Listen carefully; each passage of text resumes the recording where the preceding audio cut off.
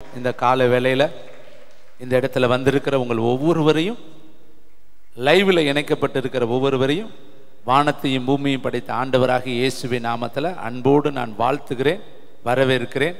உங்கள் அத்தனை பேருக்கும் அற்புத இயேசு ஊழியத்தின் சார்பாக நான் வாழ்த்துதலை பதிவு செய்து கொள்கிறேன். இந்த நாளின் இந்த ஆராதனைக்கு தேவனுடைய ஆவியானவர் தெளிவாக திட்டமாக வழி நடத்தி கொடுத்த தேவனுடைய வார்த்தை கொலோசியருக்கு எழுதின நிருபம் 2ஆம் அதிகாரம் 276வது பக்கம். கொலோசியருக்கு எழுதின பொதுவான நிருபம் 2ஆம் அதிகாரம் 8வது வசனத்தை நம்ம ஜெபத்தோடு வாசிக்கலாம். கர்த்தருக்கு மகிமை உண்டாகட்டும்.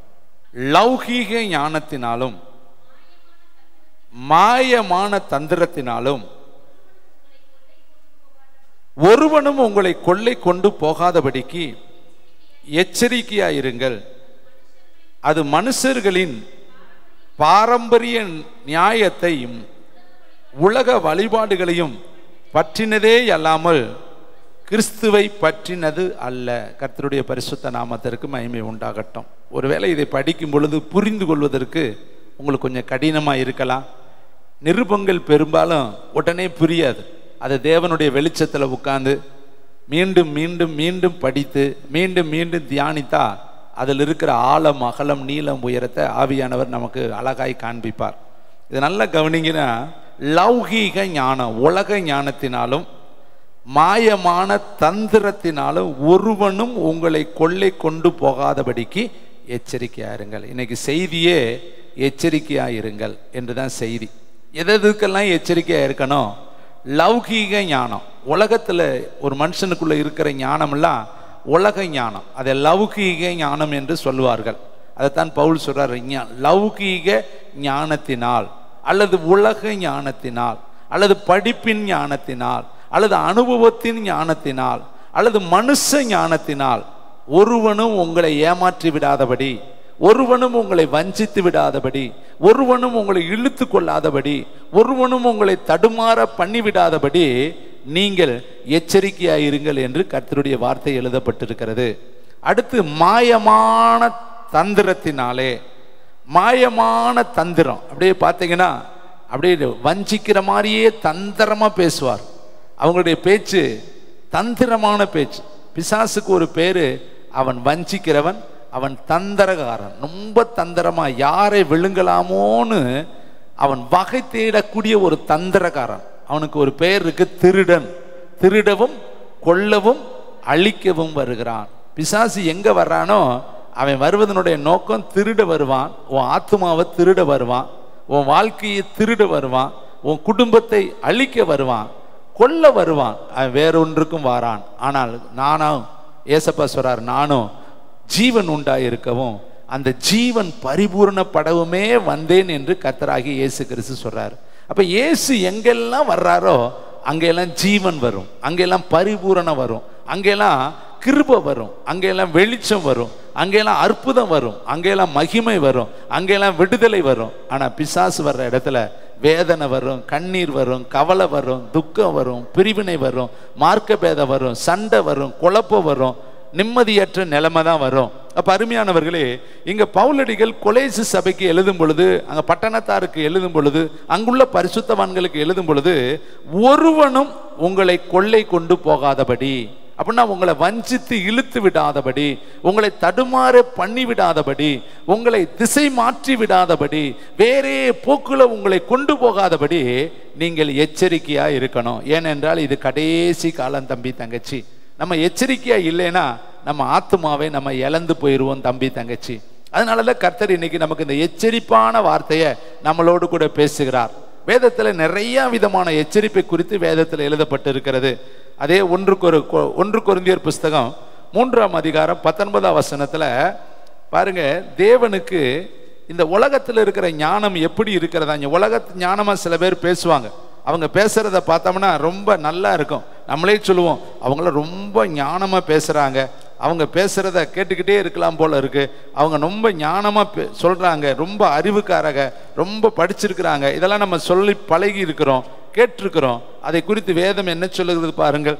1 கொரிந்தியர் 3ஆம் அதிகாரம் 19ஆம் வசனம், இவ்வுலகத்தின் ஞானம் தேவனுக்கு முன்பாக பைத்தியமாய் இருக்கிறது, அப்படியே ஞானிகளை அவருடைய தந்திரங்களினாலே பிடிக்கிறார் என்றும். அப்போ உலக ஞானம், அப்போ பரலோக ஞானம் ஒன்று இருக்குது, உலக ஞானம் ஒன்று இருக்குது. நல்லா தெரிந்து கொள்ளணும். உலக ஞானம் வேற, பரலோக ஞானம் வேற. உலகத்தில் இருக்கிற தைரியம் வேற, பரலோகத்திலிருந்து நமக்கு கொடுக்கப்படுகிற தைரியம் வேற. வேதம் சொல்லுது, தேவனுடைய ஆவியானவர் அவர் பயமுள்ள ஆவியானவர் அல்ல, பலமுள்ள ஆவியானவர், தெளிந்த புத்தியை கொடுக்கிற ஆவியானவர். இதெல்லாம் நீங்க தெரிந்து கொள்ளணும். பரிசுத்த ஆவியானவர் நமக்குள்ள வரும் பொழுது அவர் பலத்தை கொண்டு வருகிற ஆவியானவர், தெளிந்த புத்தியை கொண்டு வருகிற ஆவியானவர். ஆவியானவர் வரும் பொழுது நமக்குள்ள தெளிந்த புத்தி வரும். ஒரு நாளும் குறைவான புத்தி வராது. தெளிந்த புத்தியை பரிசுத்த ஆவியானவர் நமக்கு கொடுக்கிறவர். பாருங்களேன், வேதத்தில் எழுதப்பட்டிருக்கிறது.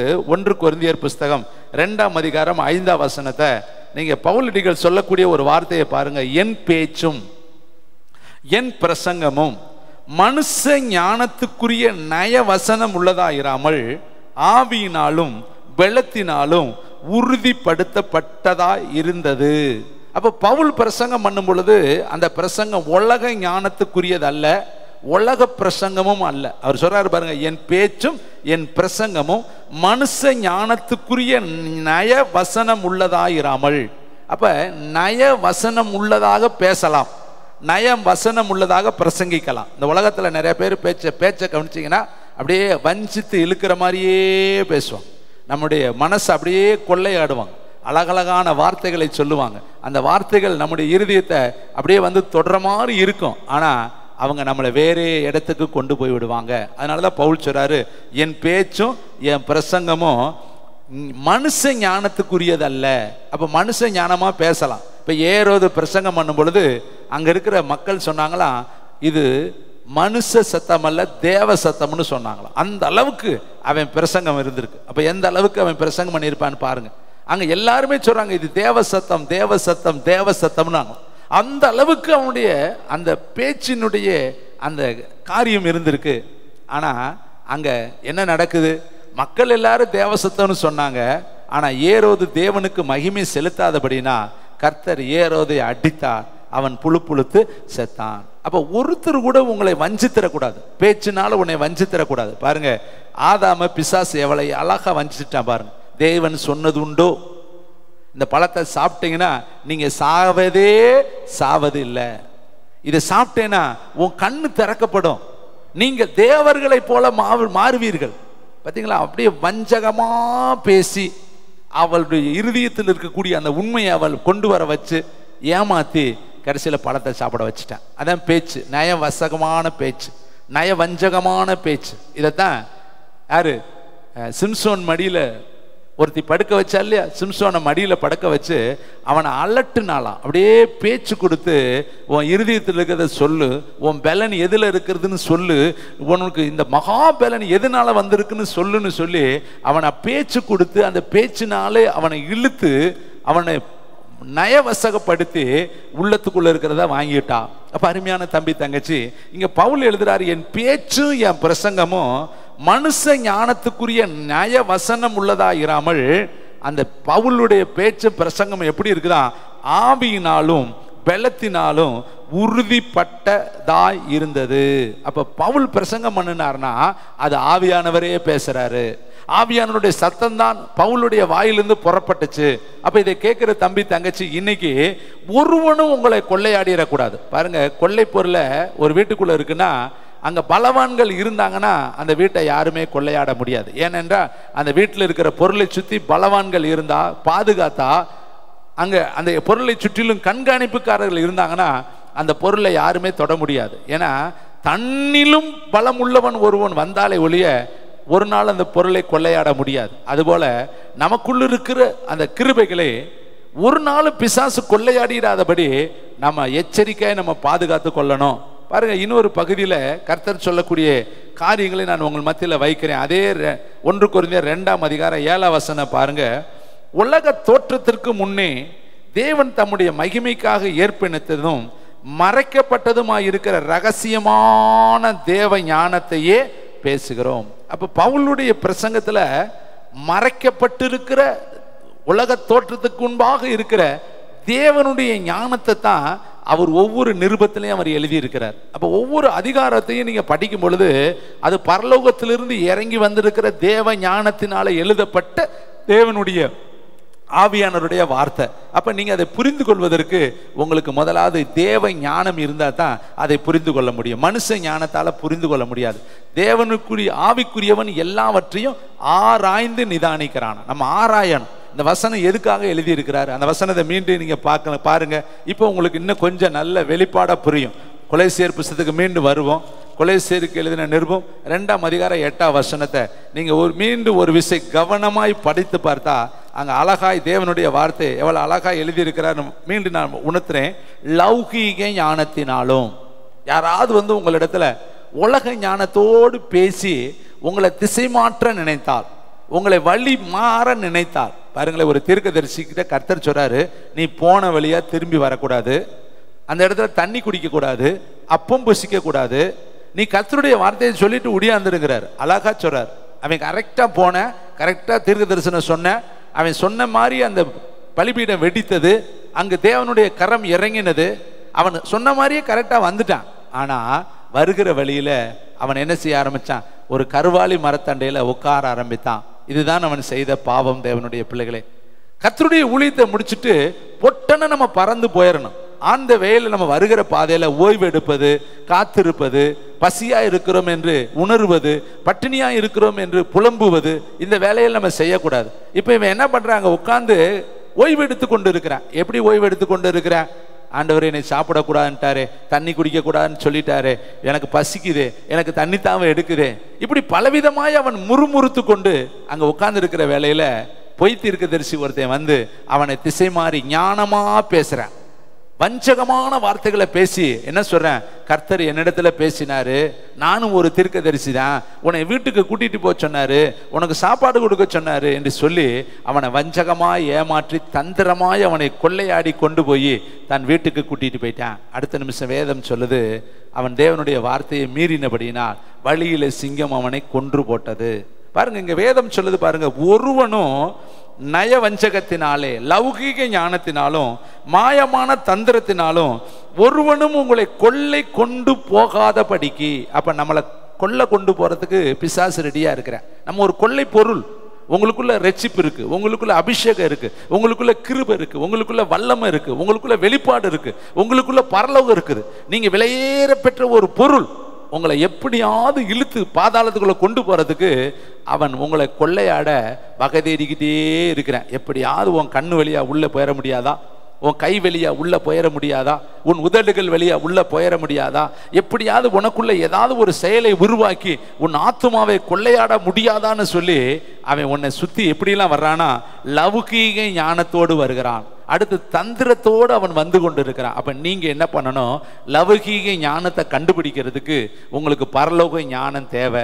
அவனுடைய மாயமான தந்திரத்தை கண்டுபிடிக்கிறதுக்கு உங்களுக்கு பரலோகத்தினுடைய ஞானம் தேவை. தேவனுடைய பிள்ளைகளை, அப்படி இருந்தா தான் நீங்கள் ஆவிகளை இனம் கண்டுபிடிக்க முடியும்.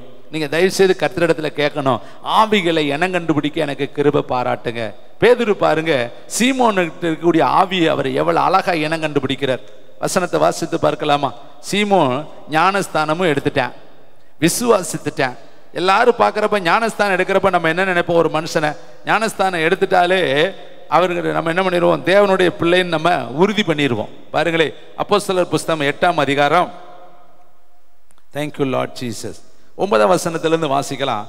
சீமோன் என்ற பெயர் கொண்ட ஒரு மனுஷன் அந்த பட்டணத்திலே மாய வித்தைக்காரனாயிருந்து தன்னை ஒரு பெரியவன் என்று சொல்லி சமாரியா நாட்டு ஜனங்களை பிரமிக்க பண்ணி கொண்டு இருந்தான். பெரியவன் என்று சொல்லி மாய வித்தையினாலே ஜனங்களை பிரமிக்க பண்ணி கொண்டிருந்தான். அப்ப மாய வித்தைக்காரனும் ஜனங்களை பிரமிக்க பண்ண முடியும்.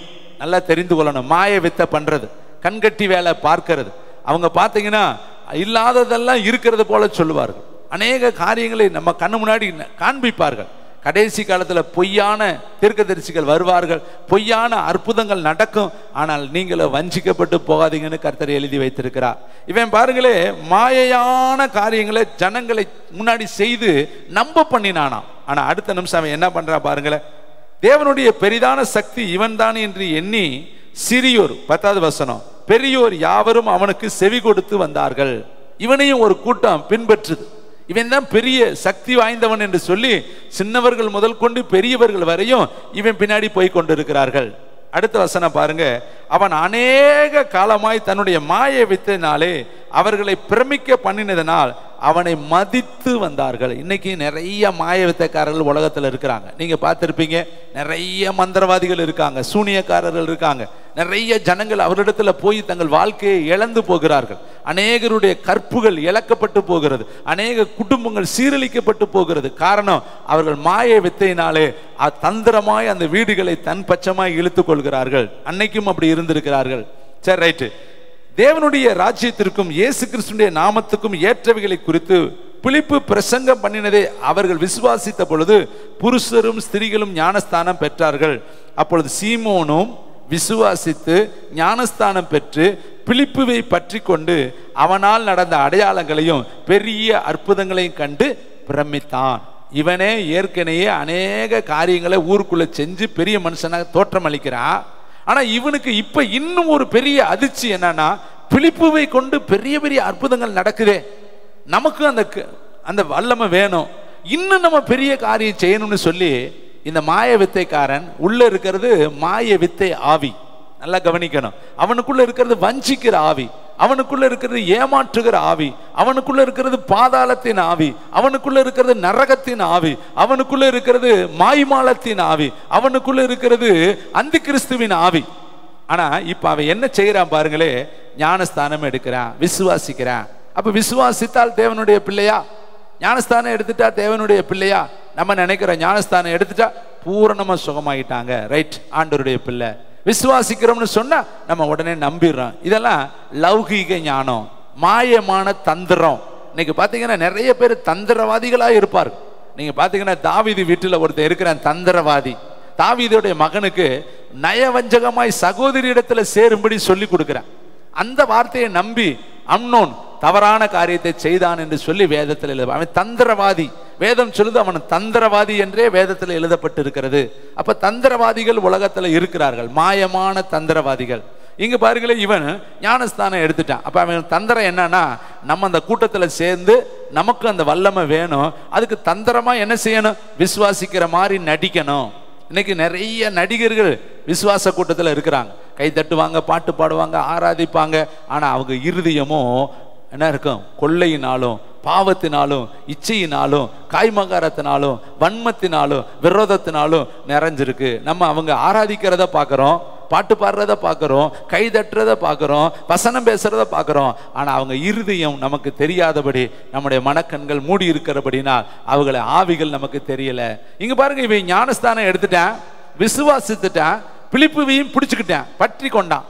ஆனா இவனை குறித்து பின்னாடி பேதுரு சொல்ற வார்த்தையை பாருங்களேன், 20 வசனம். பேதுரு அந்த சீமோனை நோக்கி, அவனை நோக்கி, தேவனுடைய வரத்தை பணத்தினால் சம்பாதித்துக் கொள்ளலாம் என்று நினைத்தபடியினால் உன் பணம் உன்னோடு கூட நாசமாய் போக கடவது. உன் இருதயம் தேவனுக்கு முன்பாய் செம்மையாய் இராதபடியினால் இந்த விஷயத்தில் உனக்கு பங்கும் இல்லை. நல்லா கவனிங்க. ஞானஸ்தானம் எடுத்திருக்கிறேன், விசுவாசித்திருக்கிறேன், பிலிப்புவோடே இருக்கிறேன். ஆனா அவன் இருதயம் எப்படி இல்லை? செம்மையாய் இல்லை. இதை கேட்கிற தம்பி தங்கச்சி, அப்ப இவன் இவ்வளவு நாளா உள்ள வந்து பிலிப்போடு இருந்ததெல்லாம் ஒரு தந்திரம். அவனுக்கு என்ன தேவை? வரம் தேவை. அவன் கை வைக்கிறவன் கீழே விழுகணும், அவன் கை வைக்கிறவனுக்கு அற்புதம் நடக்கணும், அவனும் அற்புத அடையாளத்தோடு ஊழியத்தை செய்யணும். அதுக்காக அதை எப்படியாவது பணம் கொடுத்து வாங்கிடணும். அப்ப எவ்வளவு தந்திரத்தோடு கூட பிலிப்பின் இடத்துல அவன் நெருங்கி போயிருக்கிறான் பாருங்க. இன்னைக்கு நம்முடைய வாழ்க்கையிலையும் நிறைய பேர் நம்முடைய வந்து ஒட்டுவாங்க. ஊழியம் வளர வளர தந்திரவாதிகள் உள்ள வருவாங்க, மாயையான தாழ்மையுள்ளவர்கள் நிறைய பேர் உள்ள வருவாங்க, லௌகிக ஞானம் உள்ளவங்க நிறைய பேர் வருவாங்க. நம்ம தாங்க ஆவிகளை இனம் கண்டுபிடிச்சு எச்சரிக்கையாய் நம்முடைய வாழ்க்கையில இருக்கணும் தம்பி தங்கச்சி. பாருங்களேன், இந்த பவுல் அடுத்து சொல்றான் 22 வசனம், நீ உன் துர்க்குணத்தை விட்டு மனம் திரும்பு. அவனை கடிந்து கொள்றான் பாருங்க, உன் துர்க்குணம். அப்ப அவன் எப்படிப்பட்டவன்? ஒரு துர்க்குணம் உள்ள ஒரு மனுஷன். அவன் தேவனுக்கு முன்பாய் செம்மையில்லாத ஒரு மனுஷன். ஆனா ஞானஸ்தானம் எடுத்திருக்கிற ஒரு மனுஷன், விசுவாசித்திருக்கிற ஒரு மனுஷன். பாருங்க, ரெண்டு சுபாவம் இருக்கு. இரு மனம் உள்ளவன். விசுவாசிக்கிறேன், ஞானஸ்தானம் எடுத்திருக்கிறேன், செம்மையா இல்லை. விசுவாசிக்கிறேன், ஞானஸ்தானம் எடுத்திருக்கிறேன், துர்க்குணத்தை விட்டு அவன் திரும்பல. இதை கேட்கிற தம்பி தங்கச்சி, அப்ப சபைக்கு நடுவில் ஏசப்பா சொன்னார், உங்களிலும் ஒருவன் பிசாசா இருக்கிறான். உங்களிலும் ஒருவன் என்னை காட்டி கொடுப்பான். கோழி கூவுகிறதுக்கு முன்னாடியே நீ 3 முறை என்ன மறுதளிப்ப. அருமையான தம்பி தங்கச்சி, பேதுருவை பார்த்து கர்த்தர் சொன்னாரு, அப்பாலை போ சாத்தானே, கடிந்து கொண்டார் என்று வேதத்தில் எழுதியிருக்கு. யாரை பார்த்து? சபைக்கு தலைவனாய் கர்த்தர் யாரை தெரிந்து கொண்டாரோ அவனை பார்த்து தான் கர்த்தர் சொல்றாரு, அப்பாலை போ சாத்தானே. சாத்தான் உன்னை சோதிக்கும்படி என்னிடத்தில் உத்தரவு கேட்டுக்கொண்டான், நானும் உன் விசுவாசம் ஒளிந்து போகாதபடி உனக்காக ஜெபித்தேன். இருதயத்துக்கு ஏற்ற தாவீதுக்குள்ள சத்துரு உள்ள புகுந்தான் என்று எழுதியிருக்கு. தாவீதை பிசாசு ஏவினான் என்று எழுதியிருக்கு. யூதாஸ் காரியத்துக்குள் பிசாசு புகுந்தான், சாத்தான் புகுந்தான் என்று எழுதியிருக்கு. இதெல்லாம் வேதத்தில் நமக்கு எழுதப்பட்டிருக்கிற விலையேற பெற்ற வார்த்தைகள். அப்ப நம்ம பலவீனப்பட்டா உள்ள ஸ்பிரிட் அட்டாக் ஆயிரும். இதை கேட்கிற தம்பி தங்கச்சி, இன்னைக்கு லௌகீக ஞானத்தினால ஒருவனும் உங்களை கொள்ளை கொண்டு போயிடக்கூடாது. நீங்க ரொம்ப கவனமா இருக்கும். ஜெபித்தா எல்லாரையும் பரிசுத்தவான நினைச்சிடக்கூடாது. பிரசங்கம் பண்ணா எல்லாரையும் பரிசுத்தவான நீங்க நினைச்சிடக்கூடாது. நம்மகிட்ட பழகிறவங்க எல்லாருமே பரலோகத்தினால திட்டமாய் நடத்தப்படுறவங்க நீங்க நினைச்சிடக்கூடாது. ஏனென்றால் வஞ்சிக்கிறவர்களும் இந்த உலகத்துல இருக்கிறார்கள். பாருங்களே, அரிசியில பார்த்தா பிளாஸ்டிக் அரிசி இருக்குதுங்க. நீங்க சர்க்கரையில ஜீனியில பாருங்க ரவைய கலந்துருக்கிறாங்க. எண்ணெயில பாருங்க என்னென்னமோ கலந்துருக்கிறாங்க. கலப்படம் இல்லாத பொருளே இந்த உலகத்துல பார்க்க முடியாது. கலப்படம் இல்லாத ஒன்னே ஒண்ணு என்ன பொறுத்தளவு வசனம் தான். கைத்தட்டி கர்த்தருக்கு நன்றி சொல்லுங்க. எல்லாத்துலயும் கலப்படம். ஆணுல பெண்ணு கலப்படம், பெண்ணுல ஆணு கலப்படம், ஆணும் பெண்ணு கலந்து இன்னைக்கு இருக்கிறேன். யாரு ஆணு யாரு பொண்ணுன்னே தெரியல. பக்கத்துல போய் பார்த்தா தான் தெரியுது ஆணா பொண்ணா. வஸ்திரம் போட்டிருக்கிறதுலையும் மாத்தி போட்டிருக்கேன். எல்லாமே எங்க பார்த்தாலும் கலப்படம் இருக்கு. இதை கேட்கிற தம்பி தங்கச்சி ரொம்ப கவனமா இருக்கணும். மேய்ப்பனை போல யாரு வரும்? ஓநாய் வரும். கர்த்தர் சொல்லியிருக்கிறாரு, ஓநாய்கள் உங்கள் நடுவில் வரும், ஆட்டுக்குட்டிகள் ஜாக்கிரதையா இருங்க. இன்னும் பாருங்களேன், எதுக்கெல்லாம் நம்ம ஜாக்கிரதையா இருக்கணும். வசனத்தை வாசிக்கிறேன், நீங்க கர்த்தருடைய வார்த்தையை வேக வேகமாய் கடந்து போவோம். யாத்திரையாம புஸ்தகம் 19ஆம் அதிகாரம் 12வது வசனம். ரீபால ரபா ஷகல ரபா. யாத்திரையாமம் 19ஆம் அதிகாரம் 12ஆம் வசனம், 23ஆம் அதிகாரம் 21வது வசனம். ரெண்டுமே இந்த வசனத்தை எடுத்துக்கொள்வோம். யாத்திரையாமத்துல. தேங்க்யூ வண்டர்ஃபுல் த ஹோலி ஸ்பிரிட். வாசிக்கலாமா? 19ஆம் அதிகாரம் 12வது வசனத்தை ஒருத்தர் வாசிக்கலாம். ஜனங்களுக்குள்ளே சுற்றிலும் நீ ஒரு எல்லையை குறித்து அவர்கள் மலையில் ஏறாதபடிக்கும் அதன் அடிவாரத்தை தொடாதபடிக்கும் எச்சரிக்கையாய் இருங்கள் என்று அவர்களுக்கு சொல். மலையை தொடுகிற எவனும் நிச்சயமாய், பாருங்க சீனாய் மலை, அந்த மலையை சுற்றிலும் எல்லை வைகி. அந்த எல்லைக்குள்ள ஒருத்தனும் வரக்கூடாது. அந்த மலையை யாரு தொடக்கூடாது. நீ ஒரு ஆள் தான் அந்த மலை மேல ஏறி வரணும். நீ ரொம்ப ஜாக்கிரதையா எச்சரிக்கையா இருங்க. யாருமே அந்த மலையை தொடாதபடிக்கு எச்சரிக்கையா இருங்க. அதே யாத்திரையாமம் 23ஆம் அதிகாரம் 21ஆம் வசனத்தை வாசிங்க. 23:21. தேங்க்யூ வண்டர்ஃபுல் த ஹோலி ஸ்பிரிட். அவர் சமூகத்துல எச்சரிக்கையா இருந்து அவர் வாக்குக்கு செவி கொடு. பக்கத்துல சொல்லுங்க, அவரை கோவப்படுவாரா? உங்களுக்கு மட்டும் எவ்வளவு கோபம் வருது. நீ கோவப்படாத ஆளுங்க கை தூக்குங்கன்னா எல்லாருமே தூக்க மாட்டீங்க. கோவப்படுறவங்க எல்லாம் கை தூக்குங்கன்னா எல்லாருமே தூக்கிடுவீங்க. ஒரு தேவனுடைய ஊழியக்காரர் வேடிக்கையாக ஒரு கதையை சொன்னார். அவர்கிட்ட ஒருத்தர் கேட்டாரா, ஏயா ஆவியின் கனியை பற்றிலாம் பிரசங்கம் பண்ணுறீங்களே, நீங்கள்லாம் பிரசங்கம் பண்ணுறவர் இல்லையா, நீங்கள்லாம் ஜெபிக்கிறவர் இல்லையா, நீங்கள்லாம் உலகத்தில் பெரிய தேவனுடைய ஊழியக்காரர்கள் இல்லையா, நீங்கள் கோவப்பட மாட்டீங்களேன்னு சொன்னாராம். அப்போ அவர் சொன்னார், அந்த ஊழியக்காரர், ஆமாம் நான் கோவப்பட மாட்டேன். அவர் திருப்பி கேட்டாரா, நிஜமாக கோவப்பட மாட்டீங்களா? அவர் சொன்னாரா, கோவப்பட மாட்டேன். திருப்பி கேட்டாரா, கோவப்பட மாட்டீங்களா? கோவப்பட மாட்டேன். திருப்பி கேட்டாரா, கோவப்பட மாட்டீங்களா? கோவப்பட மாட்டேன். திருப்பி கேட்டாரா, கோவப்பட மாட்டேயா? யோ எனக்கு வந்துச்சுன்னா கோவம் என்னாச்சுங்க? எங்க இருக்குது? உள்ள இருக்குது. கொஞ்ச நேரம் சொன்னதையே சொன்னா என்ன வந்துடும்? உங்க வீட்டில் உங்க கணவன் கோபம் உங்களுக்கு தெரியும், மனைவி கோபம் உங்களுக்கு தெரியும், பிள்ளைகள் கோபம் உங்களுக்கு தெரியும். இயேசுபாவும் கோபப்படுவாருங்க. நீங்க ஜெபாலயத்தில் என்ன பண்ணினாரு? ஆலயங்க, என் ஜெப வீடு சகல ஜனங்களுக்கு ஜெப வீடு, என் வீடு ஜெப வீடு, அது துதிக்கிற வீடு, மகிழ்ச்சியின் வீடு, அது பிதாவை பணிந்து கொள்ளக்கூடிய ஒரு வீடு, பிதாவின் நாமத்தை உயர்த்துகிற ஒரு வீடு. ஆனா அதே வீட்டை தீட்டுப்படுத்தும் பொழுது, அதே வீட்டை வியாபார வீடாய் மாற்றும் பொழுது, அதே வீட்டை அசுத்தப்படுத்தும் பொழுது கர்த்தர் என்ன பண்ணாரு? சவுக்க என்ன பண்ணினார்? நமக்கும் பின்னுவாருங்க. உங்க எல்லாருக்கும் சவுக்கு ரெடியா இருக்கு தெரியுமா? என்ன இப்படி பயமுறுத்துறீங்கன்னு சொல்றீங்களா? சேட்டை பண்ண என்ன பண்ணுவோம்? அடிப்பாங்க. நம்ம வீட்டு பிள்ளைகளை பெரம்பை கையாடாதவன் அவர் அப்பா, நம்ம பிள்ளை. அவரும் பெரம்பை கையாடாட்டி நம்மளை அவர் பகைச்சிருவார். தகப்பன் சிச்சிக்காத புத்திரன் உண்டோ? கர்த்தர் எழுதி வைத்திருக்கிறார். தண்டனையின் பிரம்பு நெஞ்சில் இருக்கிற மதியினத்தை எடுக்குமா? சில தண்டனை நம்மளுடைய இருதயத்தில் இருக்கிற மதியினத்தை எடுக்குங்க. மோசையை வழியில கர்த்தர் கொல்ல பார்த்தார். பார்த்தீங்களா? ஏன் கொல்ல பார்க்கணும்? இன்னைக்கு அதை வித்தியாசமான கோணத்தில் பிரசங்கித்து கொண்டு இருக்கிறாங்க. கர்த்தர் குறுக்கிட்டு நின்னார். ஏன்? அவன் விருத்த சேதனம் பண்ணணும். விருத்த சேதன உடன்படிக்கை ஆபிரகாம் காலத்துல இருந்து கர்த்தர் என்ன பண்றாரு? அங்கீகரித்திருக்கிறார். மோசே லேவியினுடைய குடும்பத்தான். அவன் என்ன பண்ணணும்? விருத்த சேதனம் பண்ணணும். ஆனா அவனுடைய மனைவி சிப்போரால், யாரு? வேற இனத்தவள். அவ என்ன பண்றா? தான் பிள்ளைக்கு விருத்த சேதனத்தை பண்ண உட்பட மாட்டேங்கிறான், ஒத்து போக மாட்டேங்கிறான். தன் பிள்ளைக்கு விருத்த சேதனத்தின் அந்த உடன்படிக்கைக்கு அவள் இசைந்து போக மாட்டான். கடைசியில கர்த்தர் வழியிலே அவனை கொல்ல பார்த்தார். அப்பொழுது அவள் என்ன பண்ணாலாம்? அந்த உடன்படிக்கையை செய்து இரத்த சம்பந்தமான புருஷன் என்று சொல்லி இழுத்து கொண்டாள் என்று வேதம் சொல்லுது. இதை கேட்கிற தம்பி தங்கச்சி, கர்த்தர் அன்புள்ளவர், இரக்கம் உள்ளவர், தயவுள்ளவர், நீதி உள்ளவர், இரக்கம், கை தாங்குவார், தூக்குவார், சுமப்பார், முடி எண்ணி வச்சிருக்கார். எல்லாம் உண்மைதான். ஆனால் பச்சிக்கிற அக்னி என்பது உண்மை, எரிச்சல் உள்ளவர் என்பது உண்மை, அவர் வழிமறித்து நம்மை கேள்வி கேட்பவர் என்பது உண்மை. இங்க பாருங்க, வேதம் சொல்லுது பாருங்க. யாத்திரையாமம் புஸ்தகத்துல 24 தேங்க்யூ லார்ட் ஜீசஸ் 23, 21 வாசித்து பாருங்க. அவர் என்ன சொல்றாரு? அவர் சமூகத்தில் எச்சரிக்கையா இருந்து அவர் வாக்குக்கு செவி கொடு, அவரை கோபப்படுத்தாதே, உங்கள் துரோகங்களை அவர் பொறுப்பது இல்லை, என் நாமம் அவர் உள்ளத்தில் இருக்கிறது. நீ அவர் வாக்கை நன்றாய் கேட்டு அவர் நான் சொல்கிறதையெல்லாம் செய்வாயாகில் நான் உன் சத்துருக்களுக்கு சத்துருவாயும் உன் விரோதிகளுக்கு விரோதியுமாய் இருப்பேன். என் தூதனானவர் உனக்கு முன்பாய் சென்று எமோரியர், ஏத்தியர், பெர்சியர், கானானியர், ஏவியர், எபூசியர் இருக்கிற இடத்துக்கு உன்னை நடத்தி கொண்டு போவார். அவர்களை நான் அதம் பண்ணுவேன். இப்ப அவர் ஒரு வார்த்தை ரொம்ப முக்கியம். அவரை கோபப்படுத்தாதே, உங்கள் துரோகங்களை அவர் மன்னிப்பது இல்லை, பொறுத்து கொள்வது இல்லை. இப்ப நம்ம என்ன துரோகம் பண்றோம்? யோசித்து பாருங்க. நம்ம பண்றோம்.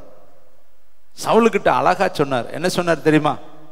ஒன்னு கூட விடாத சவுல், ரொம்ப நாளா அவன் வழி மறிச்சது என் மனசுல வச்சே இருக்கிறேன். அவர் மனசுக்குள்ள வச்சிருக்கிறார்.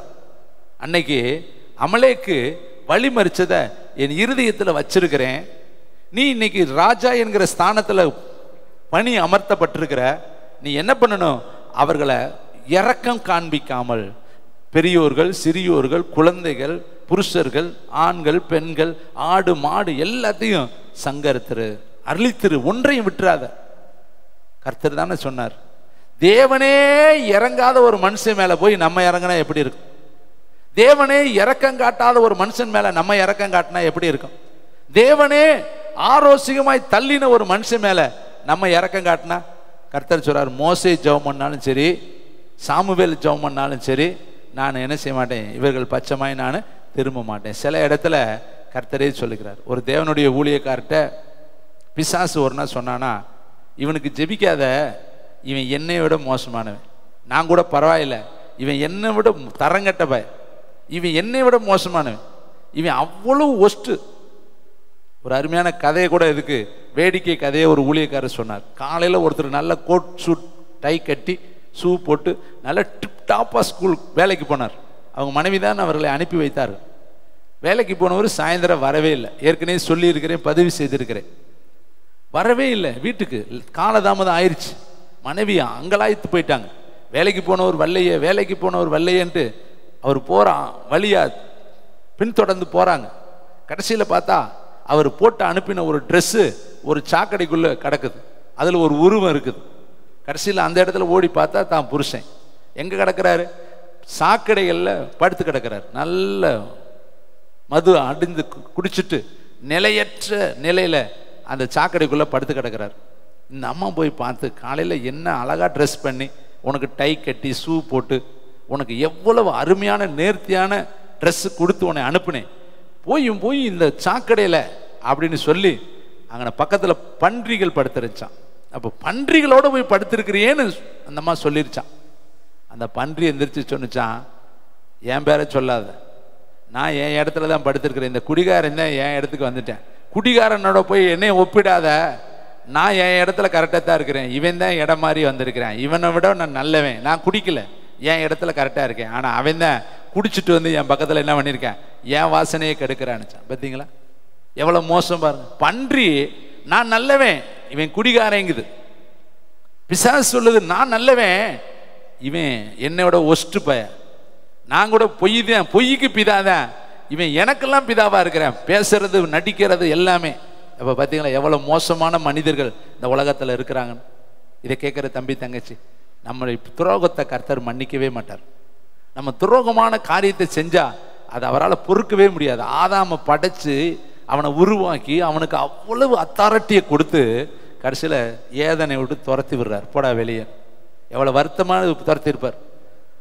அங்கே சுடருளி பட்டயத்தை காவல் வைத்தார், இனி ஏதேனில் உனக்கு வேலை கிடையாது. எவ்வளோ வருத்தமாக அதை செய்கிறார் பார். உருவாக்கினவர், சிருஷ்டித்தவர், படைத்தவர், அதிகாரம் கொடுத்தவர், எல்லா ஆளுமையை கொடுத்துட்டு கடைசியில் வருத்தத்தோடு அவனை வெளியே அனுப்புறார். போ, ஏன்னா உன் துரோகத்தை நான் பொறுப்பது கிடையாது, உன் துரோகத்தை நான் மன்னிக்க முடியாது, ஏன்னா நான் என்ன சொன்னேனோ அதை நீ செய்யலையே. சவுலே ராஜாவாக்கினது எனக்கு வருத்தம், ஏன்னா அவன் நான் இறக்கப்படாத ஒரு அமலேக்கு மேல இவன் இறக்கப்படுறானே, நான் கேட்காத ஒன்ன எனக்கு செலுத்துறானே. பழி செலுத்துறவன் தான் பொருள் இருந்து செலுத்தணும். ஈசாயி இவரு தாவீது உரியாவுடைய மனைவியை எடுத்துக்கொள்ளும் பொழுது அங்க தீர்க்கதரிசி நாத்தான் தீர்க்கதரிசி வந்து சொல்றாரு, ஒருத்தனுக்கு ஒரே ஆட்டுக்குட்டி தான் இருந்துச்சு, அந்த ஒரு ஆட்டுக்குட்டியை செல்லமா வளர்த்தான். ஒருத்தனுக்கு நிறைய ஆட்டுக்குட்டி இருந்துச்சு, ஆனா அவன் வீட்டுக்கு விருந்தாடி வந்த பொழுது அந்த ஒத்த ஆட்டுக்குட்டியை எடுத்து செல்லமான ஆட்டுக்குட்டியை பலி செலுத்திட்டான்.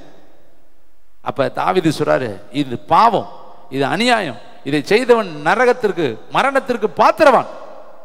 அப்ப அந்த தீர்க்கதரிசி நாத்தான் சொல்றாரு, நீயே அந்த மனுஷன், நீதான் அந்த ஒத்த ஆட்டுக்குட்டியை எடுத்துக்கிட்ட திருடே.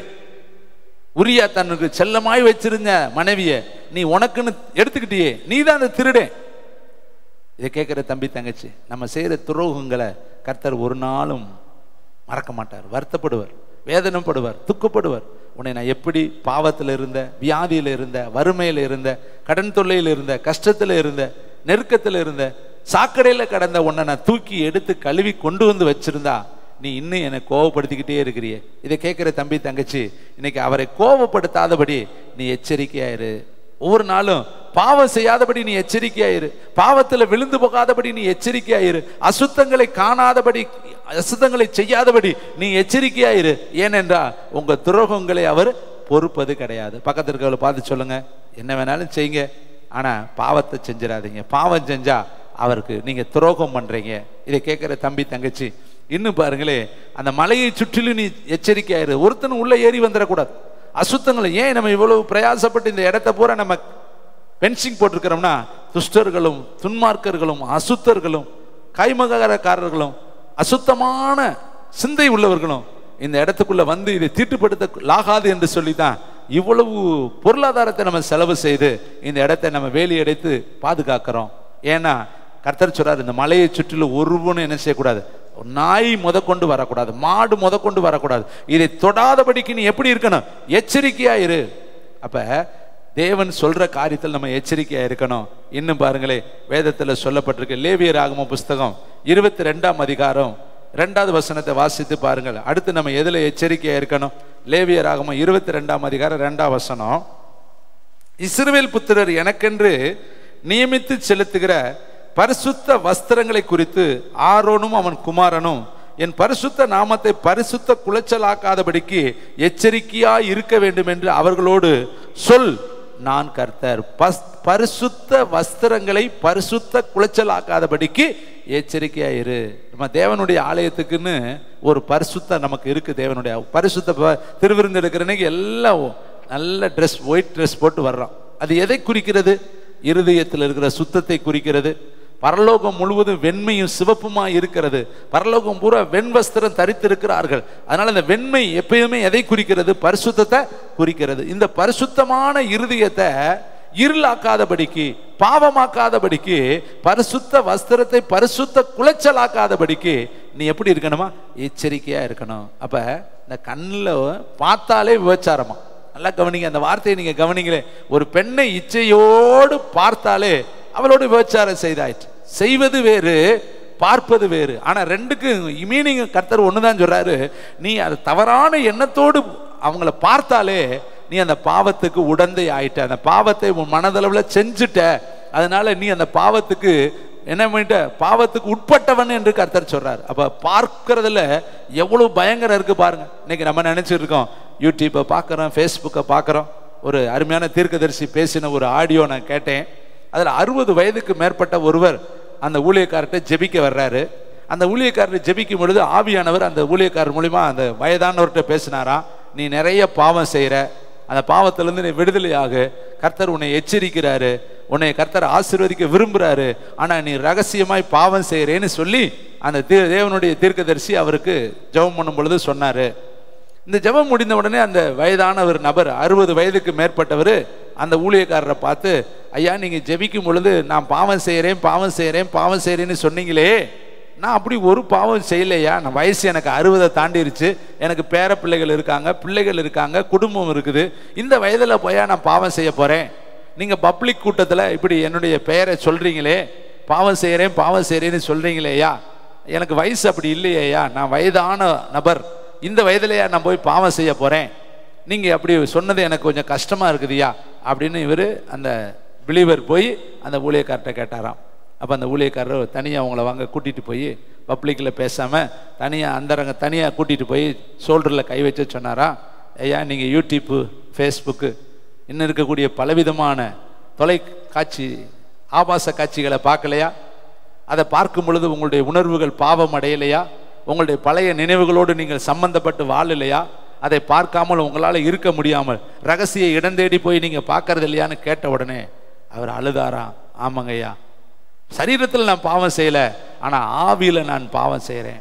அதை பார்க்கும் பொழுதெல்லாம் எனக்குள்ள அந்த பாவ உணர்வுகள் வருது, பாவ எண்ணங்கள் வருது, பாவ சிந்தைகள் வருது.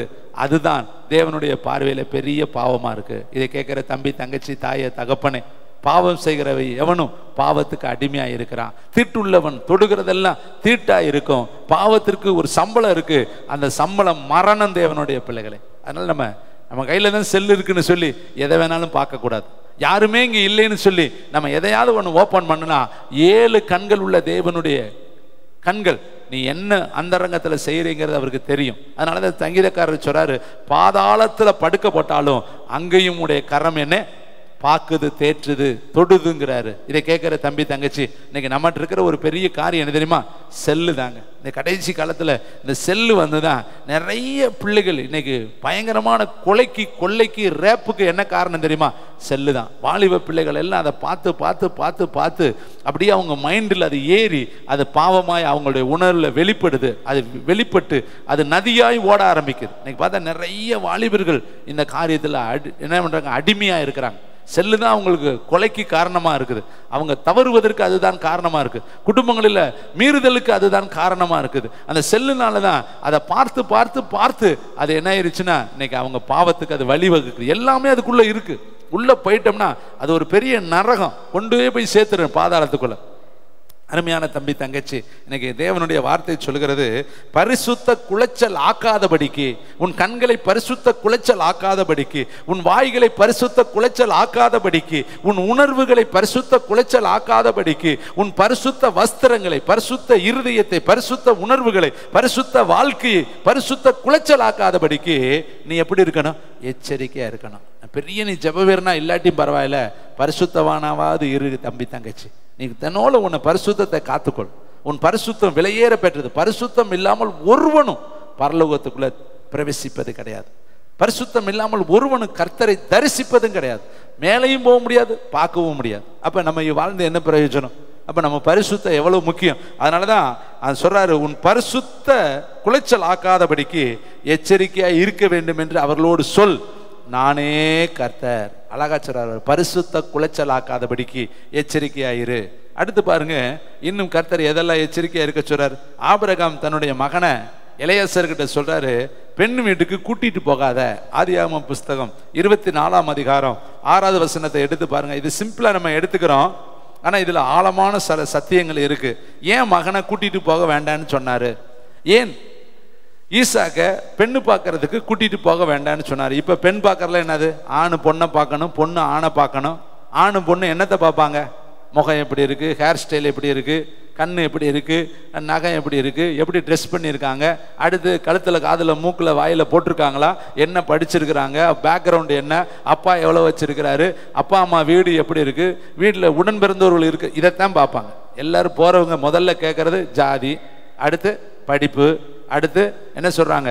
செவத்த பொண்ணா வேணும், இல்லாட்டி வளர்த்தியான மாப்பிள்ளையா வேணும், இல்லாட்டி படிச்ச கவர்மெண்ட் மாப்பிள்ளையா வேணும், இதைத்தான் கேட்கறாங்க. பொண்ணு எங்கள்கிட்ட நிறைய பேர் வருவாங்க, வரும்பொழுதே சொல்லுவாரு செவப்பா பொண்ணு இருக்கிற மாதிரி சொல்லுங்க பாங்க, இல்லாட்டி சொல்லுவாங்க நல்ல மாப்பிள்ளை வேலை பார்க்குற மாதிரி சொல்லுமா அவங்க. அடுத்து இன்னும் கொஞ்சம் போனா சொல்லுவாங்க பின்னும் பிறகு உதவி செய்யும்படியாக, நாளைக்கு நல்லது கெட்டதுக்கு தாங்கும்படியாக, அப்படிப்பட்ட ஒரு குடும்பத்தை சொல்லுங்க. நீங்க சொல்ற மாதிரிலாம் பொண்ணு பார்க்கறதுக்கு எங்களால முடியாது, மாப்பிள்ளை நீங்களே பார்த்துக்கன்னு சொல்ல வேண்டியதான். வர்றவங்கெல்லாம் சொல்ற இதுதான். பாருங்க, ஒரு பொண்ணோ மாப்பிள்ளையோ பார்க்க வர்றதுக்கு எத்தனை யோசனை. இங்க பாருங்க, பொண்ணு மாப்பிள்ளை அனுப்பும் பொழுது ஆபிரகாம் என்ன சொல்லி அனுப்புறாரு? ஆதியாகமம் புஸ்தகம் 24ஆம் அதிகாரம் 6வது வசனம். அதற்கு ஆபிரகாம், நீ என் குமாரனை மறுபடியும் அங்கே அழைத்து கொண்டு போகாதபடி, அவர் கேட்கிறாரு 5வது வசனம். அதற்கு அந்த ஊழியக்காரன், அவ்விடத்து பெண் என் பின்னே வர இந்த தேசத்துக்கு வர மனதில்லாது இருந்தால் நீர் விட்டு வந்த தேசத்துக்கு தானே உம்முடைய குமாரனை மறுபடியும் அழைத்து கொண்டு போக வேண்டுமோ என்று கேட்டான். அதற்கு ஆபிரகாம், நீ என் குமாரனை மறுபடியும் அங்கே அழைத்து கொண்டு போகாதபடி. நல்லா கவனிங்க. இப்ப நம்ம பிள்ளைகளை கடைக்கு கூட்டிட்டு போறோம், நம்ம ஒரு பொருள் வாங்கி தரலான்னு நினைப்போம். ஆனா அந்த கடைக்குள்ள போனோடனே அவன் என்ன கேட்பேன்? நம்ம வாங்கி தரலான்னு நினைச்ச பொருளை விட்டுட்டு அவன் இருக்கிற பொருளை போறான் கேட்பேன். அதை உன்னை விட்டுருவேன். நம்ம நினைக்கிற பொருளை விட்டுட்டு அவன் அங்கே பிடிவாதமா அந்த பொருள் தான் வேணுமே. அப்போ நம்ம என்ன செய்வோம்? கடைசியில் ஒரு முடிவுக்கு வருவோம், சரி போ, நமக்கு பிடிக்கல, சரி என்ன வாங்கி தரோம். ஏன்னா அவன் அழுகணுமே, அவன் நிறுத்தணுமே, அவன் விருப்பத்துக்கு நம்ம இடம் கொடுத்துருவோம். இப்போ ஒருவேளை ஈசாக்கை மட்டும் கூட்டிட்டு போயிருந்தா இவன் அங்கே போய் ரெபேக்காலையா பார்த்துருப்பேன். அவன் எந்த குளத்தில் வந்திருப்பா தெரியுமா? தண்ணி மோக்கிற கோலத்தில், வீட்டு வேலைக்காரி மாதிரி, மாலை மயங்குகிற வேலையில் குளிச்சாலோ சீவினாலோ எந்த கோலத்தில் வந்தானே தெரியாது. ஒருவேளை ஆபிரகாம் ஈசாக்கு போயிருந்தானா அவன் கண்ணுக்கு பிடிச்சி அவன் மனசுக்கு பிடிச்ச ஒரு பொண்ணு அவன் தொலைவி கண்டுபிடிச்சி இவ தான் எனக்குன்றான்னா, அந்த பொண்ணு தேவ சித்தம் இல்லாத பொண்ணா இருந்தா என்ன பண்றது? இதனால தான் ஆபிரகாம் சொல்லிட்டாரு, என் பயலை மட்டும் தயவு செய்து கூட்டிட்டு போக வேண்டாம். இவன் கண்டில் கண்டதெல்லாம் கேட்பேன், இவன் குணம் எனக்கு தானே தெரியும். ஏன்னா நான் கேத்துருவால பார்த்தேன், அப்புறம் என்ன பார்த்தேன்? ஆகாரை பார்த்தேன், அப்புறம் சாரால பார்த்தேன். நான் சரியில்லாத ஆபிரகாம், எனக்கு பிள்ளையா பிறந்தவன் இப்படி தானே இருப்பேன், கண்ட மாதிரி பார்ப்பேன். நீ இவனை இங்கேயே லாக் பண்ணிரு, நீ போ. ஆவியானவர் கூட்டிட்டு போவார், தேவதூதன் கூட்டிட்டு போவார், அங்க இருக்கக்கூடிய கரெக்டா தேவன் கூட்டி போய் ஒரு பொண்ணை காட்டுவார். அது ஏழையோ தரித்திரமோ எங்க குடும்பமோ உங்க குடும்பம் ஏதோ ஒண்ணு, என் தேசத்துக்கு போ, என் இனத்தார இடத்துல போ. அந்த பெண்ணு எப்படி இருக்கும்னு தெரியாது, ஆனா ஆவியானவருக்கு தெரியும், தூதனுக்கு தெரியும், கரெக்டா கூட்டிட்டு போவார். ஆனா என் பிள்ளைய மட்டும் அந்த இடத்துக்கு என்ன செய்யாத, கூட்டிட்டு போகாத. ரொம்ப கண்டிஷனா சொல்றாரு பாரு, இவனை மட்டும் அங்க கூட்டிட்டு போகாதபடிக்கு எச்சரிக்கையாயிரு. இன்னைக்கு இருக்கிற கல்யாணம் பார்த்துருக்கிறீங்களா? ஒரு மாசம் பழகி பார்க்கணுங்கிறாங்க, ஒரு வாரம் பேசி பார்க்கணுங்கிறாங்க, அவரை பின்தொடர்ந்து பார்க்கணும், இன்னும் கொஞ்சம் எக்ஸ்ட்ரா சொல்றாங்க, மெடிக்கல்லாம் டெஸ்ட் பண்ணி பார்க்கணுங்கிறாங்க, அப்புறம் தான் கல்யாணத்துக்கு சம்மதிப்பாங்க. இப்படிலாம் செஞ்சு கல்யாணம் ஒரு வாரம் கூட நீடிக்க மாட்டேது. ஆனா இங்க பாருங்க, ஆளையே பார்க்கல, உருவத்தை பார்க்கல, கலரை பார்க்கல, வளர்த்தியா குட்டையான்னு பார்க்கல, எதுவுமே பார்க்கல. கர்த்தர் பார்த்தாரு, அது மகிமையா நடத்தினார். கைத்தட்டி கர்த்தருக்கு நன்றி சொல்லுங்க. கர்த்தர் கையில உன் வாழ்க்கையை ஒப்புக்கொடு. அவர் நடத்திட்டு போனாருன்னா அழகா இருக்குங்க. தேவன் நடத்துற எல்லாமே மகிமையா இருக்கும். நீயும் நான் நடத்துற எல்லாமே வருத்தத்துல முடியும், வேதனையில முடியும், கஷ்டத்துல முடியும். முதல்ல தென்றல் காற்று அடிச்சுச்சான் அந்த கப்பல் ஓட்டிகளுக்கு.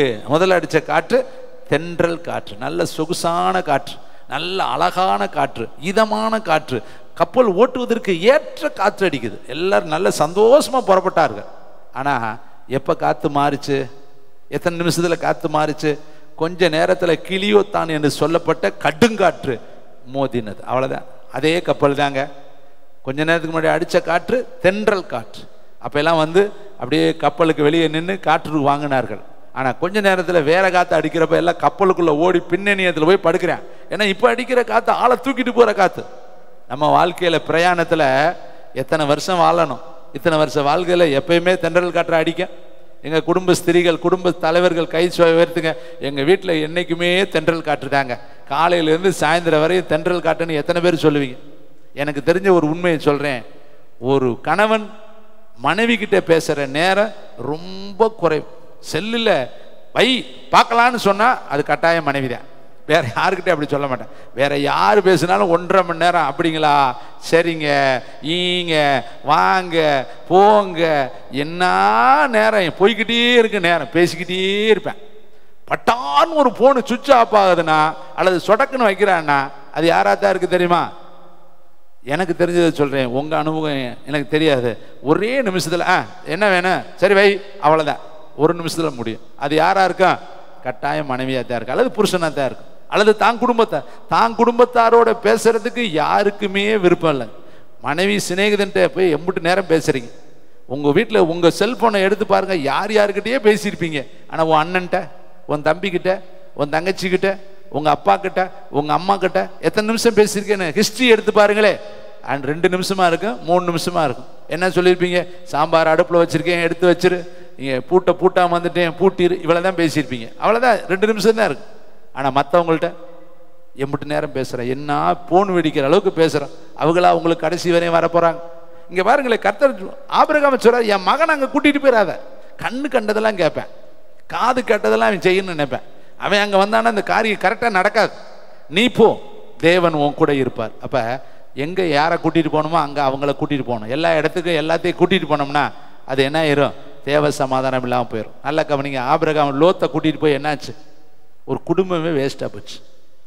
அன்னைக்கு மட்டும் ஆபிரகாம், லோத்து வேணாம்டா, என்னை தான் கர்த்தர் போக சொன்னார், நான் மட்டும்தான் புறப்பட்டு போகணும், என்னை மட்டும்தான் கர்த்தர் அழைச்சிருக்கிறான்னு அன்னைக்கு லோத்துவை அவன் விட்டுட்டு போயிருந்தானா, அன்னைக்கே முகமுறிச்சு பேசியிருந்தானா, லோத்தோடைய சந்ததி அம்மோனியர்களும் வந்திருக்க மாட்டாங்க, மோவாபியரும் வந்திருக்க மாட்டாங்க.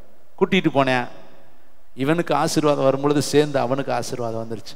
இவனுக்கு மந்த பெருகும் பொழுது இவனுக்கும் சேர்த்து மந்த பெருகிருச்சு. இவனுக்கு கிருபை வர வர வர அந்த கிருபை இவனுக்கு சேர்ந்து வந்துருச்சு. இப்போ இவனு ஒரே மாதிரி பெருகிட்டேன். கொஞ்ச நாள் ஆன உடனே அழைக்கப்பட்டவன் அடங்கி இருக்கிறேன், ஒட்டிக்கிட்டவன் நெஞ்சை நிமித்திட்டேன். அழைக்கப்பட்டவன் கர்த்தருடைய சத்தத்துக்கு கீழ்ப்படுகிறேன். அவன் என்ன சொல்றேன்? உனக்கு எந்த பக்கம் போகணுமோ நீ பார்த்து முடிவு எடுத்துக்க, நான் முடிவு எடுக்கலப்பா, நீ தான் போகணுங்கிற, உன் வேலையால தான் சண்டை போட்டு கிடக்கிறேன், அதனால நீ முடிவெடுன்னு சொல்லி அவனுக்கு சான்ஸ் கொடுத்தேன். அவன் வேதம் சொல்லுது, லோத்து ஏறிட்டு பார்த்தான். என்னத்தை பார்த்தேன்? அவன் செஞ்ச மிஸ்டேக் பார்த்தீங்களா? எச்சரிக்கை இல்லாமல் இவ்வளவு வருஷம் இவர் மூலியமா தானே கர்த்தர் நம்மளை ஆசீர்வதித்தார். இவரோட வந்ததுனால தானே மந்த வந்துச்சு, இவரோட வந்ததுனால தானே பிள்ளைகள் வந்துச்சு, இவரோட வந்ததுனால தானே வேலையாட்கள் வந்துச்சு, இவரோட வந்ததுனால தானே நான் வாழ்ந்திருக்கிறேன், சுகித்து இருக்கிறேன். இதுக்கு இந்த ஆசீர்வாதத்துக்கு இவங்க தானே காரணம். இன்னைக்கு இவங்களை விட்டுட்டு நம்ம போகலாமான்னு அவன் யோசிக்காம அவன் ஏறிட்டு அங்கே பார்க்குறேன், ஒரு ஊரை பார்க்குறேன், அது சோதம் குமாரா பட்டணம். அப்படியே பார்த்தா அழகா எப்படி இருக்கு தெரியுமா? கர்த்தரின் தோட்டம் மாதிரி இருக்கிறான். நமக்கு எல்லாமே எப்படி தான் இருக்கும்? கர்த்தரின் தோட்டம் மாதிரி தாங்க இருக்கும். ஏறிட்டு பார்க்கறது எல்லாம் அப்படி தான் இருக்கும், எல்லாமே நல்லா தான் இருக்கும். ஆனால் அங்கே போனால் தான் இருக்கிற பாவம் அப்புறம் தான் தெரியும். இப்போ என்னாச்சு? அவன் ஏறிட்டு பார்க்குறேன், அப்பயே அந்த புத்தி இவன் மனைவியும் தொற்றுச்சு. நீ முன்னாடி பாடுறா, நான் பின்னாடி பார்க்குறேன், நம்ம 2 பேத்து பொழப்பு இப்படி தான் இருக்கும்னு. இவன் பின்னாடி பார்க்குறவளா இருக்கிறா, அவன் முன்னாடி பார்க்குறவனா இருக்க. இவன் 2 பிள்ளைகளும் தவறான வாழ்க்கை வாழ்கிறவங்க. எவ்வளோ துணிகரம் பாருங்க, தகப்பனிடத்திலே பாவம் செய்கிற அளவுக்கு அவங்க ட்ரைனிங் எடுத்திருக்கிறாங்க. அப்போ இந்த ட்ரைனிங் அவங்க எங்கே எடுத்தாங்க? சோதோம்ல எடுத்தாங்க. சோதோம்ல அவர்கள் அப்படிப்பட்ட பழக்க வழக்க உள்ளவர்கள்ட்ட பழகினார்கள். அந்த தேசத்தினுடைய பாவம், சோதம் குமாராவின் பாவம் அந்த பிள்ளைகளுக்குள்ள இருந்துச்சு. அதனாலதான் அவங்களுக்கு துணிந்து தகப்பனிடத்துல பிரவேசித்து பாவம் செய்தார்கள். இந்த துணிவு எங்கிருந்து வந்துச்சு? அவங்க வாழ்ந்த பூமி, அவங்க வாழ்ந்த இடம் அதை அவங்களுக்கு கற்றுக் கொடுத்துச்சு. இதை கேட்கிற தம்பி, தங்கச்சி, தாயே, தகப்பனே, ஆபிரகாம் சொல்றாரு, கூட்டிட்டு போகாத என் பிள்ளை அந்த இடத்துக்கு. ஏன்னா அவன் கண் கேறிட்டு பார்ப்பான், கண்டதெல்லாம் கேட்பான், கண்டதெல்லாம் பார்ப்பான். வேண்டாம், கர்த்தர் நடத்துற பொண்ணு, அது எப்படிப்பட்ட பொண்ணாலும் பரவாயில்ல, அவளை கூட்டிட்டு வா, அவளால் என் வீடு கட்டப்படட்டுன்னு அவன் எச்சரிக்கையாய் தன் பிள்ளையை அனுப்பாதபடி வைத்து கொண்டான். இன்னும் பாருங்களேன், வேதத்துல என்னெல்லாம் செய்யக்கூடாதான். உபாகமம் புஸ்தகம் 6ஆம் அதிகாரம் 12ஆம் வசனத்தை வாசித்து பாருங்க. உபாகமம் 6ஆம் அதிகாரம் 12ஆம் வசனம். எல்லாரும் எடுத்து இன்னும் ஒரு சில வசனங்கள் வேகமாக. ரீபல ரபா ஷபல ரபா லிரிநதிபல ரபா 6ஆம் அதிகாரம் 12ஆம் வசனம். நீ அடிமைப்பட்டிருந்த வீடாகிய எகிப்து தேசத்திலிருந்து உன்னை புறப்பட பண்ணின கர்த்தரை மறவாதபடிக்கு எச்சரிக்கையாரு. நமக்கு இன்னைக்கு நிறைய காரியம் மறந்துடுறங்க. தேவன் செய்த நன்மைகளை கொஞ்சம் திரும்பி பாருங்க, கொஞ்சம் ஒரு நிமிஷம். அதனாலதான் ஃபாதர் அழகா பாட்டு பாடி இருக்கிறாரு. கடந்து வந்த பாதைகளை திரும்பி பார்க்கிறோ, கண்ணீரோடு கர்த்தாவே நன்றி சொல்கிறோ. இன்னைக்கு எதுக்கு நான் இவ்வளவு நேரம் ஜெப குறிப்பு கொடுத்தேன்? ஏன் பழச நினைக்கணுங்க. போன மாசம்லாம் என்ன கத்தணும். ஊருக்கு அவங்க போறப்ப என்ன இருதயம்லாம் நடுங்கி போய் நுரையீரல்லாம் வெட்டிக்கிற மாதிரி நம்ம ஜெபம் பண்ணணுமே. ஈரக்கொலை அந்து போற அளவுக்கு உட்காந்து கத்தனமே, ஜெபம் பண்ணமே. நம்ம ஜெபத்தெல்லாம் கேட்டு கர்த்தர் ஆசீர்வதித்தாரு. அதுக்கு நன்றி சொல்லிக்கிட்டே இருக்கணும். ஒரு நாள் சொன்னா பத்தாது. நம்ம நினைக்கிறோம் இதுக்கு இவ்வளவு நேரம் எடுக்கிறாங்களே ஜெபத்துக்கு, நன்றிக்காக ஒண்ணு நன்றி சொல்ல சொல்ல சொல்ல பரலோகம் சந்தோஷப்படும் தம்பி தங்கச்சி. இங்க பாருங்களேன், வேதம் சொல்லுகிறது, உன்னை எகிப்திலிருந்து புறப்பட பண்ணின. 430 வருஷம் எகிப்துக்குள்ள இருக்காங்க. சட்டையே அவங்க போட்டது கிடையாது. அடிமை, மொட்டையை அடிச்சுக்கிட்டு அடிமை. செங்கல் கூட அவனுக்கு செங்கல் அறுக்கணும், ஆனா அரிசி கிடைக்காது, கோதுமை கிடைக்காது, தாளடி கூட கிடைக்காது. கொடுமையாய் பார்வோன் வேலை வாங்கினானா. ஒட்டிக்கினார்கள் ஒட்டிக்கினார்கள் ஒட்டிக்கினார்கள், நெருக்கத்தில் இருந்தார்கள். பாருங்க, ஒரு மனுஷனை 2000 பிசாசு பிடிச்சிருக்குதுங்க. நம்மளையும் கூட ரட்சிக்கப்படுறதுக்கு முன்னாடி எத்தனை பிசாசு பிடிச்சிருந்து நமக்கு தெரியல. நம்ம பழைய வாழ்க்கையை யோசித்து பாருங்க, எவ்வளவு அந்த கேடா நம்ம வாழ்ந்தோம். நம்ம பேச்சு, நம்ம நட, நம்ம ஊட்ட, நம்ம நடந்துகிட்ட விதங்கள், நம்முடைய வாழ்க்கையினுடைய ஹிஸ்டரி, எவ்வளவு அருவருப்பான வாழ்க்கையில் நம்ம வாழ்ந்துட்டு நம்மளை ஆண்டவர் மாத்தி இன்னைக்கு கொண்டு வந்து சபையில உட்கார வச்சிருக்கிறாரு. அதான் பழச நினைக்கிறேன், நான் எவ்வளவு அந்த கேடு, நான் எவ்வளவு அருவருப்பு ஆரோசிகமாய் நான் இருந்தேன். என்னை கர்த்தர் கழுவி சுத்திகரித்து கொண்டு வந்து இந்த மகிமையான ஆலயத்தில் உட்கார்ந்து பண்ணியிருக்கிறாருங்கிறத நம்ம நினைக்கணுங்க ஒவ்வொரு நாளும். அதுதாங்க மனிதன். அதனாலதான் கர்த்தர் சொல்றார், நன்றி அறிதல் உள்ளவர்களாய் இருங்கள். 10 பேர்த்த அனுப்புறாரு, ஒருத்தன் தான் வர்றேன், 9 பேர் ஓடிட்டேன். எங்க ஓடிட்டேன்? சுகமாயிருச்சுல, இனிமேல் அவருக்கு நமக்கு தேவையில்லை, நம்ம போயிடலாம். அவருக்கு எதுக்கு போய் நன்றி சொல்லணும்? ஆனா சுகப்படுத்தினார் இல்ல, அவர் சுகப்படுத்தாட்டி நம்ம குஷ்டரோகி தானே. அப்ப பாருங்களேன், கர்த்தருடைய வார்த்தை சொல்லப்பட்டிருக்கு, உன்னை அடிமைத்தன வீடாகிய எகிப்து தேசத்திலிருந்து ஒரு புறப்பட பண்ணின கர்த்தரை மறவாதபடிக்கு எச்சரிக்கையாயிரு. உன் தேவனாகிய கர்த்தருக்கு பயந்து அவருக்கே ஆராதனை செய்து அவருடைய நாமத்தை கொண்டே ஆணையிடு. பயந்து அவருக்கு மகிமை செலுத்து, ஆராதனை செலுத்து. ஒவ்வொரு நாளும் உள்ள வர்றப்ப நீ புது மனுஷனை போல நினைச்சிட்டு வரணும். இன்னைக்கு புதுசா வந்த பிள்ளைகளை நான் பார்த்தேன், அவ்வளவு பயபக்தியா உட்காந்து கைத்தட்டி பாட்டு பாடி, என்ன முகம் கிளாரிட்டியா இருந்துச்சு தெரியுமா? கர்த்தருடைய சமூகத்துல ஒரு பயம் இருக்கணுங்க. பயத்தோடு சேவிக்கணும், நடுக்கத்தோடு களி கூறணும். கர்த்தருடைய கண்ணு பாக்குதே. அப்ப இங்க கர்த்தர் அழகா சொல்றாரு, மறவாத மறவாத மறவாத, எச்சரிக்கையாயிரு. நீ கீழே படுத்து கிடந்தே இல்லையா? பிச்சை எடுத்துக்கிட்டு இருந்தே இல்லையா? பன்றி மேய்த்து கொண்டு இருந்தே இல்லையா? உனக்கு நான் புது வஸ்திரம், மெல்லிய வஸ்திரம் கொடுத்துருக்கிறேன் இல்லையா? அன்னைக்கு பன்றி தவிடு கூட உனக்கு கிடைக்கலையே. அன்னைக்கெல்லாம் எத்தனை பேர் சூனிய கட்டல, மந்திர கட்டல, ஏவல் கட்டல, வீட்டுல தூங்க முடியாம நிம்மதி இல்லாம இருந்தீங்க. எத்தனை வீட்டுல சண்டை சச்சரவு, கணவன் மனைவிக்கல்ல பிரச்சனை. இன்னைக்கு எவ்வளவு சந்தோஷமா நீங்க வாழ்றீங்க. இதுக்கு காரணம் யாரு? கர்த்தர் தானே. இதுக்கு காரணவாதி யாரு? கர்த்தருடைய ஆவியானவர் தானே. ஒரு காலத்துல வீட்டுல ஜெபம் இல்லையே. இங்க வந்திருக்கிற நிறைய வீட்டுல ஒரு காலத்துல ஜெபம் இல்லை. ஒரு வீட்டுல ஒரு காலத்துல வேத வாசிப்பு கிடையாது. ஒரு காலத்துல வீட்டுல சண்டை தான் மூலதனமா இருக்கும். கடன் தொல்லை, கஷ்டம், நிம்மதியற்ற நிலைமை. எப்ப வீட்டுக்காரர் வருவாருன்னு சொல்லி மனைவிகள் எதிர்பார்த்துக்கிட்டே உட்கார்ந்துருக்கணும். ஏன்னா வெளியில போனா வரமாட்டாங்க. ஆனா இன்னைக்கு எல்லாத்தையும் அரெஸ்ட் பண்ணி கர்த்தர் வீட்டுல உட்கார வச்சிருக்காரு. கைத்தட்டி கர்த்தருக்கு. இதெல்லாம் யாரு வேலை கொடுத்த கிருபை? தேவன். இதை மறந்துடாத. செய்த நன்மையை மறக்காத. உன்னை வாரந்தோறும் தொழுது கொள்ள வச்சிருக்கிறாரு, பணிந்து கொள்ள வச்சிருக்கிறாரு, வாரந்தோறும் அவர் சமூகத்துல கூட்டி சேர்க்கிறாரு. இது தேவன் உனக்கு பாராட்டி இருக்கிற இலவசமான ஈவு. இதை நீ மறந்துடாத. இதைத்தான் அவர் சொல்றாரு, கர்த்தரை மறவாதபடிக்கு நீ எச்சரிக்கையாயிரு. 6ஆம் அதிகாரம் 12ஆம் வசனம், உன்னை அடிமைப்பட்டிருந்த வீடாகி எகிப்து தேசத்திலிருந்து உன்னை புறப்பட பண்ணின கர்த்தரை மறவாதபடிக்கு எச்சரிக்கையா. உன் தேவனாய கர்த்தருக்கு பயந்து அவருக்கே சொல்லுங்க என்ன செய்யணும்? நல்லா ஜெபிக்கணுங்க. ஏங்க எவ்வளவு நன்மை செஞ்சிருக்கிறார் கர்த்தர். நல்லவர் என்பதை ருசித்து பாருங்க. இந்த பிச்சைக்காரன் வெளியில் இருக்கிற வரையும் ஆலயத்துக்குள்ள அவன் போகவே இல்லைங்க. ஏன்னா அவன் மொடமாவே தான் இருந்தான்.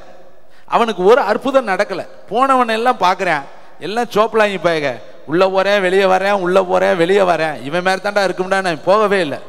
ஆனால் இன்னைக்கு அவன் வேறு வித்தியாசமான ஒருத்தனை பார்க்குறேன். 2 பேரும் உள்ளே வர்றேன். அவன் சொல்கிறேன், வெள்ளியும் இல்லை என்கிட்ட பொண்ணும் இல்லை. அப்போ இல்லாதவன் உள்ளே போகிறேன். அப்போ இவன் யோசிக்கிறேன், வெள்ளியும் இல்லை பொண்ணும் இல்லை, இவன் உள்ளே போகிறானே. அப்போ இவன்ட்டு நம்ம போய் கேட்டுட்டோமே, ஏதாவது குடுன்னு கேட்டுட்டோமே, இவன் இல்லைங்கிறானே, நம்மளோட பக்கத்தில் உட்கார வேண்டிய ஆளாக இருப்பான் போல இருக்குது, ஏன் பக்கத்தில் உட்கார வேண்டியவன் உள்ளே போகிறானே. அப்போ அவன் சொல்கிறேன், வெள்ளி இல்லை பொண்ணு இல்லை, ஆனால் ஏன்ட்ட ஒன்று இருக்குது, அதை நான் உனக்கு தர்றேன்னு சொல்கிறேன். அப்போ இவன் யோசிக்கிறான், இவன் என்ன வச்சிருக்கேன், வெள்ளி இல்லாதவன் பொருள் இல்லாதவன் என்ன வச்சிருக்கேன். நம்ம இத்தனை வருஷமா வெள்ளி பொண்ணு தானே முக்கியம்னு நினைச்சோம், வெள்ளி பொண்ணுக்கு தானே பிச்சை எடுத்தோம், வெள்ளி பொண்ணுக்காகத்தானே உட்கார்ந்து இருந்தோம், வெள்ளி பொண்ணுக்காகத்தானே நேரத்தை செலவிட்டோம்.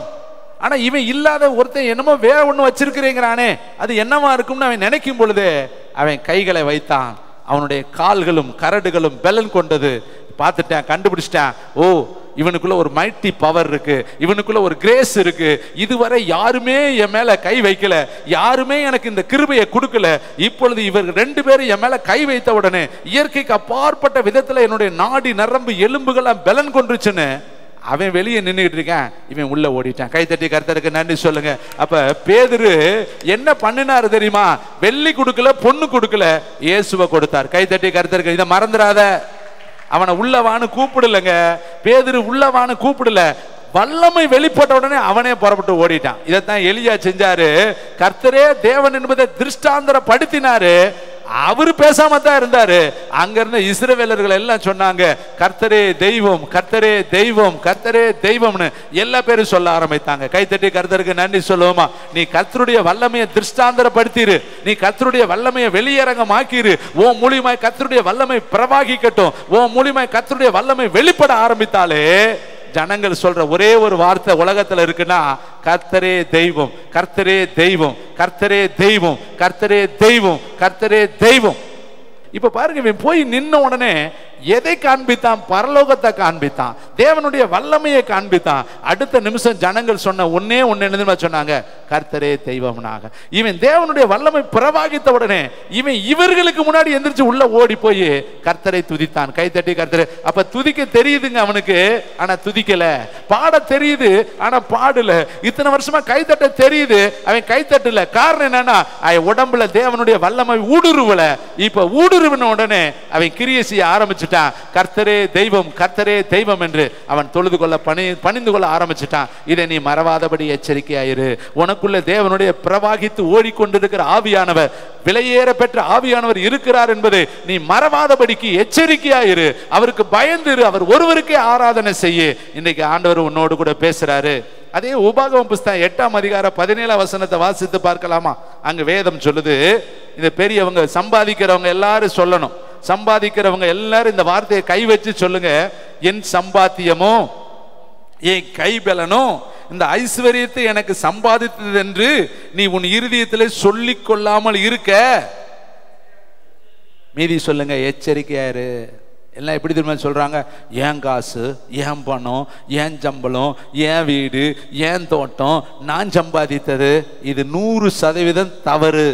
இங்க கர்த்தருடைய எழுதியிருக்காரு பாரு, என் சம்பாத்தியமும் என் கைபலனும் இந்த ஐஸ்வர்யத்தை எனக்கு சம்பாதித்தது என்று நீ உன் இருதயத்திலே சொல்லிக் கொள்ளாமல் இருக்க எச்சரிக்கையாயிரு.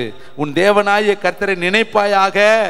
அவரே உன் பிதாக்களுக்கு ஆணையிட்டு கொடுத்த தம்முடைய உடன்படிக்கையை உறுதிப்படுத்தும்படி இந்நாளில் உனக்கு உண்டாயிருக்கிறது போல ஐஸ்வர்யத்தை சம்பாதிக்கிறதுக்கான கைத்தட்டுங்க பலனை உனக்கு கொடுக்கிறவர். அப்ப உனக்கு சம்பாத்தியத்தை யார் கொடுக்கிறா? நீ 10,000, 20,000, 30,000, 50,000, 1.5 லட்சம், நீ எத்தனை லட்சம் வாங்கினாலும் அது உனக்கு தேவன் கொடுத்த கிருபைங்க, பிச்சைங்க. கைத்தட்டி கர்த்தருக்கு நன்றி சொல்லுங்க, நன்றி சொல்லுங்க. புரியுதா? நீ எவ்வளவு லட்சம் வச்சிருந்தாலும் சரி, அது தேவன் உனக்கு இலவசமாய் பாராட்டின கிருபை, இறக்கங்க. இந்த உலகத்துல 1 ரூபாய் இல்லாமல் 1 கோடி பேர் இருக்காங்க. 1 ரூபாய் கூட இல்லாமல் பிச்சை எடுத்து கொண்டு இருக்கிறான். கர்த்தர் உனக்கு கொடுத்திருக்கிறார்னா கிருபைன்னு சொல்லு, இறக்கம்னு சொல்லு, தயவுன்னு சொல்லு, எனக்கு தேவன் பாராட்டின அனுக்கிரகம் என்று சொல்லு. என் பலன்னு சொல்லிடாத, என் சம்பாத்தியம் என்று சொல்லிடாத, நான் என்னதுன்னு சொல்லாத. புருஷன் இருக்குதா, கிருபை. மனைவி இருக்கா, கிருபை. பிள்ளைங்க இருக்கா, கிருபை. 2 வீலர் இருக்கா, கிருபை. 4 வீலர் இருக்கா, கிருபை. படுக்கிறதுக்கு ஒரு வீடு இருக்கா, கிருபை. போர்வை இருக்கா, கிருபை. தலைவணி இருக்கா, கிருபை. உனக்கு இருக்கிற ஒவ்வொரு பொருளும் தேவன் உனக்கு இலவசமாய் பாராட்டி இருக்கிற விலை மதிக்க முடியாத கிருபை என்பதை இந்த வேளையில திருஷ்டாந்தரமாய் நான் சொல்றேன். மறந்துடாத தம்பி தங்கச்சிக்கு எச்சரிக்கையாரு. என்னதுன்னு சொல்லாத, நாளைக்கு நான் செஞ்சிருவேன்னு சொல்லாத. நாளைக்கு உயிரோடு இருந்தால், இறக்கம் இருந்தால் நம்ம செய்ய முடியும். நாளை என்பது நம்முடைய வாழ்க்கையில யாருக்குமே நிலை கிடையாது, நிரந்தரம் கிடையாது. இன்னைக்கு எத்தனையோ பேர்கள் படுத்திருக்கிறாங்க, விடியால இல்லைங்க. நிறைய பேர் நேற்று நான் சாதிச்சு போடுவேன்னு சொல்றவங்களாம் இன்னைக்கு சாதனையாளர்களா இல்ல, கண்ணீர் அஞ்சலி தான் அவங்களுக்கு இருக்கு.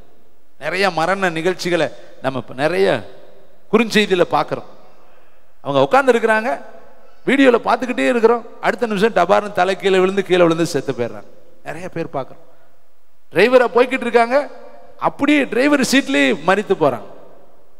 மரணம் பாருங்க, சொல்லிட்டு வராதுங்க. இந்த உலகத்துல சொல்லாம வர ஒன்னே ஒண்ணு என்ன தெரியுமா? மரணம் தான். யாருக்குமே வேதத்துல ஒருத்தனுக்கு மட்டும்தான் சொல்லிட்டு வந்துச்சு. யாருக்கு? எசேக்கியா ராஜாவுக்கு கர்த்தர் சொன்னார். என்னன்னு? அதுவும் இத்தனாம் தேதின்னு சொல்லல, வீட்டு காரியத்தை ஒழுங்குபடுத்துன்னு தான் சொன்னார். அவனுக்கு 4 கிரேஸ் நாள் இருந்துச்சு. இதை கேட்கிற தம்பி தங்கச்சி, திடீர்னு வருங்க அந்தகாரங்கள், திடீர்னு வரும். அதான் இருள் பூமியையும் காரிருள் ஜனங்களையும் மூடும், ஆனால் கர்த்தர் உன் மேல உதிப்பார். இதை கேட்கிற தம்பி தங்கச்சி, நாளைக்கு நம்ம பெருமை பாராட்டாதீங்க. ஏன் அவ்வளவு நாளைக்கு போதும். ஒரு ஐஸ்வர்யவான் சொன்னானே, களஞ்சியத்தை இடிச்சு பெருசா கட்டுவேன். கர்த்தர் சொன்னார், மதிகேடனே. அவனுக்கு பேர் என்ன சொல்றாரு? பேர் எழுதப்படல, ஆனா அவனுக்கு ஆண்டவர் அழகான பேர் கொடுத்தார், மதிகேடனே. இன்னைக்கு ராத்திரி எடுத்துக்கிட்டேன்னா உனக்கு யாரு கிடையாது சொந்தம். இதை கேட்கிற தம்பி தங்கச்சி, தாயே தகப்பனே, இன்னும் ஒரு சில காரியத்தை சொல்ல விரும்புறேன். யோசுவா 6:11 6:18 நினைக்கிறேன், எடுத்து வாசிக்கலாம். யோசுவா புஸ்தகம். தேங்க்யூ வண்டர்ஃபுல் த ஹோலி ஸ்பிரிட்.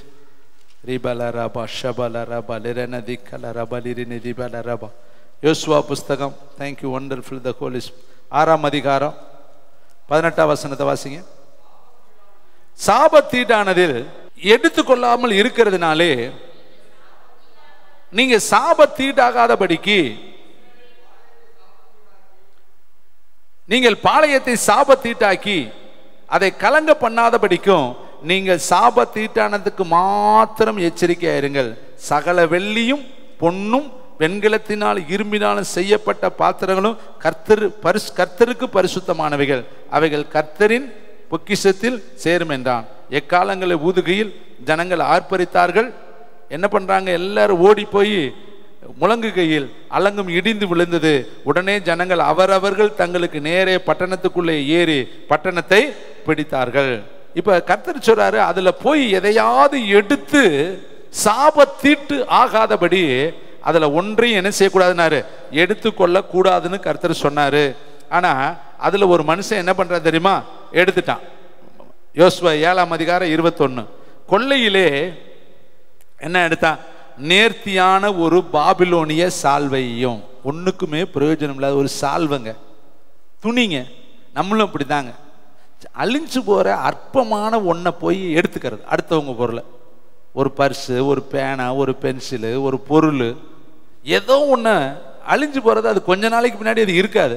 அதை எடுத்துட்டு மறைச்சு வச்சுக்கிட்டதுனால சாபம். இதனால தாங்க இவனை கல் எறிஞ்சு கடைசியில் கொண்டாங்க. அடுத்து என்ன பண்ற பாருங்க, 200 வெள்ளி சேக்கல் பணம், வெள்ளி பணம், அது ஒரு பொருள். அடுத்து 50 சேக்கல் நிறையான பொன், தங்க பாலம், தங்கத்தை, 3 காரியத்தை தான் எடுத்தான். கடைசியில் இவனை என்ன பண்ணாங்க தெரியுமா? கல்லெறிந்து கொண்டாங்க. இது எங்க இருந்தது? எரிகோவில் இருந்தது. அந்த எகிப்துக்குள்ள இருந்தது. அதுக்குள்ள இருக்கிறத எடுக்காத. அந்த எகிப்து, அந்த எரிகோ, அந்த பட்டணம் முழுசும் பாவம். அந்த எரிகோவன் இத்தனை வருஷம் சுத்தி சுத்தி வந்தையே, அதுல இருக்கிறத உனக்கு எதுக்கு? அதை எடுக்காத. கர்த்தர் சொன்னார். ஆனா இவன் ஆமான் என்ன பண்ணிட்டான்? ஆகான் எடுத்து ஒழிச்சிட்டான். போச்சா? இவன் எங்க போக வேண்டியவன்? கானானுக்குள்ள போக வேண்டியவன் கடைசியில் வழியிலே செத்து போயிட்டான். நம்மளும் பரலோகம் போக வேண்டிய ஆளு, எச்சரிக்கை இல்லாதனால எதையாவது ஒன்று எடுக்கிறது. ஒண்ணுங்களாது பின்னும் பிறகுள்ள யாதொன்றையும் இச்சியாது இருப்பாயா. 10 கட்டளையில் அது ஒரு கட்டளைங்க. இச்சை பின்னும் பிறகு உள்ள எதையாவது, ஒருவனுடைய வீட்டையாவது, மனைவியாவது, பிள்ளைகளையாவது, நிலங்களையாவது, ஆடுகளையாவது, மாடுகளையாவது, பின்னும் பிறகுள்ள யாதொன்றையாவது நீ என்ன பண்ணாத இச்சை. இன்னைக்கு எத்தனை பேர் அடுத்த மனைவியை இச்சித்து எடுத்துக்கிறேன்? எத்தனை பேர் அடுத்தவளுடைய புருஷனை இச்சித்து எடுத்துக்கிறாங்க? எத்தனை பேர் அடுத்தவனுடைய பொருளை இச்சித்து எடுத்துக்கிறாங்க? யோசித்து பாருங்க. சின்ன குண்டூசி முத கொண்டு இச்சித்து எடுத்தோம்னா நமக்கு சாபங்க. அதனாலதான் கர்த்தர் சொல்றாரு, சாபத்தீட்டு ஆனது ஒன்றும் உனக்குள்ளே வராதபடிக்கு.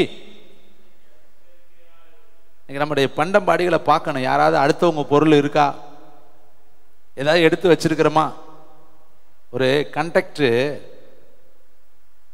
பஸ் ஓட்டுநர், நடத்துனர் இருக்கிறார். அங்க ஒரு வேதத்தை கையில ஏந்திட்டு ஒரு அம்மா உள்ள போய் உட்கார்றாங்க. ஒரு ஐயா உள்ள போறாங்க. 2 பேர் போறாங்க. டிக்கெட் எடுக்கிறாங்க. இவர் இந்த கண்டக்டர் நடத்துனர் என்ன பண்றாரு, அவரை மெதுவாக பார்க்குறாரு. பைபிள்லாம் வச்சிருக்கிறாங்க. அதனால் டிக்கெட் கவுண்டிங் பண்ணி கொடுக்குறப்ப 1 ரூபா சேர்த்து கொடுத்துட்டார். கடைசியில் கொடுக்குறப்ப எவ்வளோ கொடுத்துட்டார்? 3 ரூபா கொடுக்கறதுக்கு பதிலாக 4 ரூபா கொடுத்துட்டாருன்னு வச்சுக்கோங்களேன் உதாரணத்துக்கு. இப்போ எவ்வளோ ரூபா கூட போயிடுச்சு? 1 ரூபா தான் கூட போயிருக்கு. இப்போ வாங்கினவர் நினைக்கிறாரு 1 ரூபா லாபம் நமக்கு கிடைச்சிருச்சு, இன்னைக்கு அதிர்ஷ்டம் கிடைச்சிருச்சு, நமக்கு 1 ரூபா லாபம்னு அவர் நினைக்கிறார் மனசுக்குள்ள.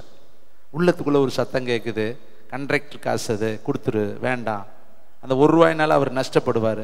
உன்ன மாதிரி ஒவ்வொருத்தரும் ஒவ்வொரு ரூபாய் எடுத்துக்கிட்டா என்ன ஆகும்? அவருடைய சம்பளம் பிடிபடும் இல்லையா? கொடுத்துருங்கிறாரு. உள்ள ஒரு சத்தம் கேட்குது, இன்னரில்.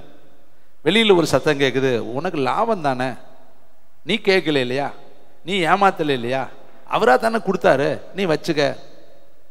இன்னொரு சத்தம், இல்லை இல்லை இல்லை, அவர் மறந்துட்டு கொடுத்துருப்பாரு, அல்லது சோதிக்கும்படி கொடுத்துருப்பாரு, இது எதுக்கு உனக்கு, கொடுத்துரு. ஒரு சத்தம். இன்னொரு சத்தம், எப்படி கொடுத்துருந்தாலும் உனக்கு லாபம் தானே, நீ வச்சுக்க. இதே போராட்டம், வச்சுக்க கொடுத்துரு, வச்சுக்க கொடுத்துரு, வச்சுக்க கொடுத்துரு. பஸ் ஸ்டாப்பே வந்துருச்சு. ஒரு முடிவு எடுத்துட்டார் இந்த நபர், கொடுத்துடலாம் வேண்டாம் அப்படின்ட்டு எழும்பி போய், ஐயா 1 ரூபா சேர்த்து கொடுத்துட்டீங்க.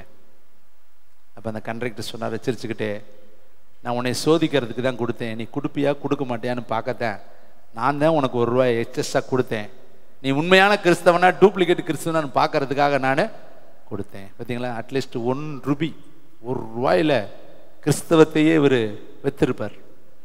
1 ரூபாயில் தாங்க நம்முடைய தரமே கெட்டு போயிடுது. பண விஷயத்தில் ரொம்ப கரெக்டாக இருங்க. என் வாழ்க்கையில் தேவனுடைய பெரிதான கிருபை இதுவரையும், இந்த நிமிஷம் வரையும் காசு விஷயத்தில் கரெக்டாக இருப்பேன். ஏன்னா வாங்கினா கொடுத்துடணும். அடுத்தவங்களுடைய பொருள் நம்மகிட்ட வரவே கூடாது. அது சாபம். அது நம்ம கையில் சாபமாக, நம்ம பிள்ளைகளுக்கு ஆசீர்வாதம் சேர்த்து வைக்காட்டியும் பரவாயில்லைங்க, சாபத்தை மட்டும் சேர்த்து வச்சிடாது. அடுத்தவங்க பொருள் வந்தால் சாபம் பின்னாடியே வந்துடும். எத்தனை தலைமுறை சொல்லுங்க? 4 தலைமுறை. ஆசீர்வாதம் 1000 தலைமுறை, சாபம் 4 தலைமுறை. இப்போ நமக்கு பிள்ளைகளை வர்றவங்க பாவம், அவங்க என்ன பண்ணாங்க? அவங்களுக்கு சொத்து சேர்க்காட்டியும் பரவாயில்ல, சாபத்தை சேர்த்து வச்சுட்டு போனால் அந்த பிள்ளைங்க அதை அனுபவிப்பாங்களே. எங்கள் தாத்தா செஞ்ச, எங்கள் பிள்ளைகள் செஞ்ச பாவத்தை பாருன்னு சொல்லுவாங்களே. அதனால் அன்பான தேவனுடைய பிள்ளைகளே, பின்னும் பிறகுள்ள யாதொன்றையும் இச்சித்து எடுக்காதீங்க. சாபத்தீட்டானதில் நீ எச்சரிக்கையாயிரு. அடுத்தவங்களுதுன்னு தெரிஞ்ச தொடாத, அது வேண்டாம். அது நம்முடைய எல்லைக்குள்ள வந்தா சாபமா மாறிடும், சாபமா மாறிடும். அது நம்ம குடும்பத்தையே அலக்களிக்கும், பிள்ளைகளை அலக்களிக்கும், நம்முடைய ஊழியத்தை அது அலக்களிக்கும். ஒரே ஒருத்தன் தாங்க இதனால யோசுவா தோத்து போயிட்டாங்க. ஒருத்தன் செஞ்ச தப்புனால யோசுவா தோல்வி அடைஞ்சு உட்காந்துட்டான். ஆண்டவர்கிட்ட போய் கதறேன், என்னாச்சு என்னாச்சு, உனக்கு முன்னாடி ஒருவனை எதிர்த்து நிற்பேன்னு எனக்கு வாக்கு கொடுத்தீங்களே, மோசையோடு இருந்தது போல இருப்பேன்னு வாக்கு கொடுத்தீங்களே, நீ போகிற இடமெல்லாம் ஜெயிப்பேன்னு வாக்கு கொடுத்தீங்களே, ஆனா இந்த இடத்துல நான் போய் தோத்து போயிட்டேனே. அப்ப கர்த்தர் சொல்றாரு, உன் பாளையத்தை நீ சுத்திப்பாரு, உன் பாளையத்துக்குள்ள அசுத்தம் இருக்குது, உன் பாளையத்துல இச்சை இருக்குது, உன் பாளையத்துல பின்னும் பிறகுள்ள ஒன்றை திருடின நபர் இருக்கிறேன், நீ எல்லாத்தையும் கூப்பிடு, குளங்குளமாய் கோத்தரமாய் கூப்பிடு. அப்ப எவ்வளவு கஷ்டம் தெரியுமா? 12 கோத்தரத்தை கூப்பிடுறது, ஒவ்வொருத்தனையும் செக்அப் பண்றது, ஒவ்வொருத்தனையும் சத்தியம் வாங்கிறது, ஒவ்வொருத்தனையும் விசாரிக்கிறது. எவ்வளவு மணி நேரம் யோசுவாவுக்கு வேஸ்ட். எவ்வளவு கஷ்டப்பட்டிருப்பேன் யோசுவா. எல்லாரையும் கூப்பிடுறேன், ஒவ்வொருத்தரா வர்றேன், சொல்வது சத்தியம், உண்மை, உண்மையை தவிர வேறு ஒன்றுமில்லை, நான் எரிகோவுக்குள்ள போறப்ப எதையும் தொடவில்லை, எடுக்கவில்லை அப்படின்னு எல்லாம் சொல்லிக்கிட்டே வர்றேன். இவனும் பார்த்து சலிச்சு போய் களைச்சு போய், என்னடா எல்லாரும் சரிதானே சொல்றேன், அப்புறம் எங்க தாண்டா மிஸ்டேக்குன்னு பார்த்தா ஒரே ஒருத்தன் வர்றேன், வந்து சொல்றேன், பாபிலோனிய சால்வையை எடுத்துக்கிட்டேன், வெள்ளி சேக்கலை எடுத்துக்கிட்டேன், பொற்பாலத்தை எடுத்துக்கிட்டேன், பூமிக்கடியில் புதைச்சி வச்சிருக்கிறேன். ஒருத்தர் தாங்க, ஒரு நபர். இப்போ எனி ஒன் பேர்சன் நம்முடைய ஊழியத்தில் ஒருத்தர் வெள்ளி பாலத்தை எடுத்தாலும் சரி, வெள்ளி குண்டை எடுத்தாலும் சரி, அல்லது பொற்பாலத்தை எடுத்தாலும் சரி, அல்லது சால்வையை எடுத்தாலும் சரி, அடி யாருக்கு விழுகும்? ஹலோ, இங்கே தானே இருக்கிறீங்க. நான் செஞ்ச ஐயாவுக்கு எப்படி அடி விழுகும்? அடி விழுகும். ஏன்னா ஐயா உனக்காக ஜெபிக்கிறேன் இல்லையா? நீ இந்த குடும்பத்தில் ஒரு மெம்பர் இல்லையா? எல்லாருமே ஒரே குடும்பம். அற்புதர் இயேசுங்கிற குடும்பத்தில் நம்ம எல்லாரும் ஒவ்வொரு இலைகள், ஒவ்வொரு கிளைகள், ஒவ்வொரு செடிகள், கொடிகள். ஒரு ஆளை தொட்டா எல்லாரையும் தான் அடிக்கும். கரண்ட் பாருங்க, ஒரு நபரை அடிச்சுச்சுன்னா அவங்கள தொடுற அம்புட்டு பேரையும் அடிக்கும். அப்போ கரண்ட்டுக்கு அப்படி தொடர்பு இருக்கிறவங்களெல்லாம் தொடுமுன்னா, இந்த ஊழியத்தில் நம்ம தினந்தோறும் அப்பா பிள்ளை அம்மா தாய் தகப்பன்னு ஜெபம் பண்ணுறோம் இல்லையா? அப்போ நம்மளை எல்லாரையும் அது சேக் பண்ணுமே. அப்போ யோசுவா மோசைகிட்ட கொண்டு வந்து இவனை என்ன பண்ணலாம்? இஸ்ரவேலையும் இவன் கலங்க பண்ணிட்டான். எங்க ஞாயிற்றுக்கிழமை வராமல் இவன் விறகு ஒருக்குனா இவனை என்ன பண்ணலாம்? கர்த்தரிடத்தில் கொண்டு போனான். ஆண்டவர் சொன்னார், எல்லாரையும் இவன் கலங்கப்படுத்திட்டான், கல்லை விட்டு அடி. இவனை என்ன பண்ணலாம்? பாபிலோனிய சால்வை எடுத்தவனை இவனே அடிச்சு கொள்ளு. ஹலோ, அந்த சட்டை பெருந்தா எப்படி ஆகும்? வீட்டு முன்னாடி சர்ச்சு முன்னாடி வெறும் கல்லாதான் வச்சிருக்கான். கிருபையின் காலங்க ஓடிக்கிட்டே இருக்கிறாங்க, இரக்கத்தின் காலங்க போய்கிட்டே இருக்கிறாங்க, தயவின் காலங்க போய்கிட்டே இருக்கிறாங்க. கோபப்படுத்தாதீங்க, கோபப்படுத்தாதீங்க. அவரே இறங்கிடுவாரு. அப்புறம் நம்ம என்ன பண்ணணும்? நான் கூப்பிடும் பொழுது நீ ஆகடியம் பேசின, நீ கூப்பிட்றப்ப நானும் என்ன பண்ணுவேன்? ஆகடியம் பேசுவேன். இப்படி நிறைய காரியங்கள் இன்னும் நிறைய இருக்கு. பேச நேரம்ல, டைம் ஆயிடுச்சு, வேக வேகமாக சொல்றேன். மனுஷருக்கு முன்னாடி தர்மம் செய்யாதபடி எச்சரிக்கையார். கொண்டு போய் பாரு, எல்லாரும் பார்க்குற மாதிரியே பார்க்கறது. எல்லாம் பார்த்துட்டாங்களா? இப்போ போய் என்ன பண்ணுறது? கொள்ள வருஷத்துக்கு முன்னாடி ஒருத்தர் வந்தார், எனக்கு காணிக்கை கொண்டு வந்தார், கூப்பிட்டார். காணிக்கை தர்றப்ப ஒரு தொடையே நடுங்கணும். சுருக்கமாக சொன்னால் உடம்புல இருக்கிற ஒவ்வொரு பார்ட்ஸும் நடுங்கணும். ஏன்னா நம்ம கர்த்தருக்கு கொடுக்குறோம், பயத்தோடு தான் கொண்டு போய் கொடுக்கணும். அது சண்டீர்த்தனமாக நின்றுட்டு பெரிய உலக சாதனை மாதிரிலாம் செய்யக்கூடாது. ஏன்னா அது கர்த்தர் விரும்ப மாட்டார். அவர் சொன்னார், ஐயா இங்கே வாங்க, இதை போய் என் கணக்கில் எழுதிக்கிங்கன்னார். நான் எந்த கணக்கையான்னு? என்ன பெரிய நீ பெரிய துறை மாதிரி என்கிட்ட கூப்பிட்டு கொடுத்துட்ருக்கிற, காணிக்கை தரணும்னா நீ கர்த்தருக்கு தானே தர்ற, என்ன பெரிய கவர்மெண்ட் பெரிய அதிகாரி மாதிரி எழுதுறதுன்னா எதில் எழுதுறது?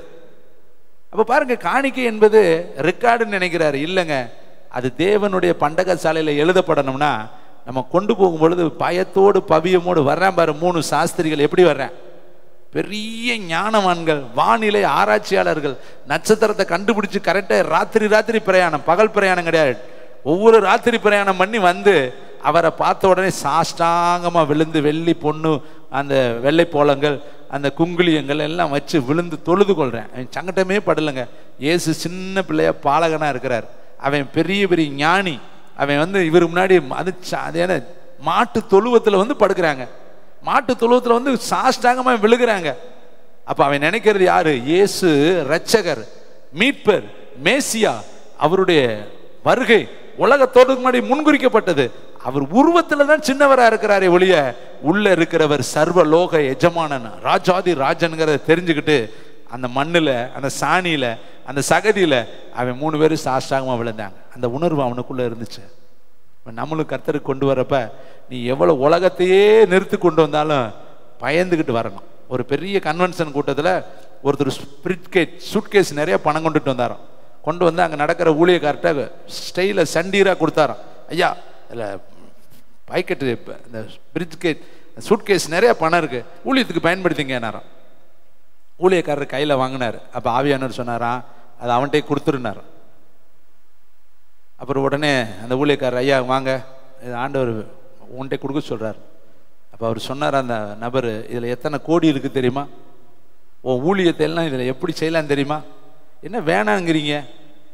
அப்போ அவர் சொன்னாரா, நீ எனக்கு தரலப்பா, நீ கர்த்தருக்கு தானே தர்ற, உன் பணம் வேண்டான்னு அவர் சொல்கிறார். ஏன்னா நீ பாவத்தில் சம்பாரித்து, லஞ்சம் வாங்கி, கொள்ளையடித்து, லட்சங்களை ஏமாற்றி நீ கொண்டு வர இந்த காசில் அவர் பிரியப்பட மாட்டார். இது பூரா பாவத்தின் கையில், ரத்த கையாக இருக்குது, கர்த்தர் வேணாங்கிறார், நீ கொண்டு போன்ட்டார்.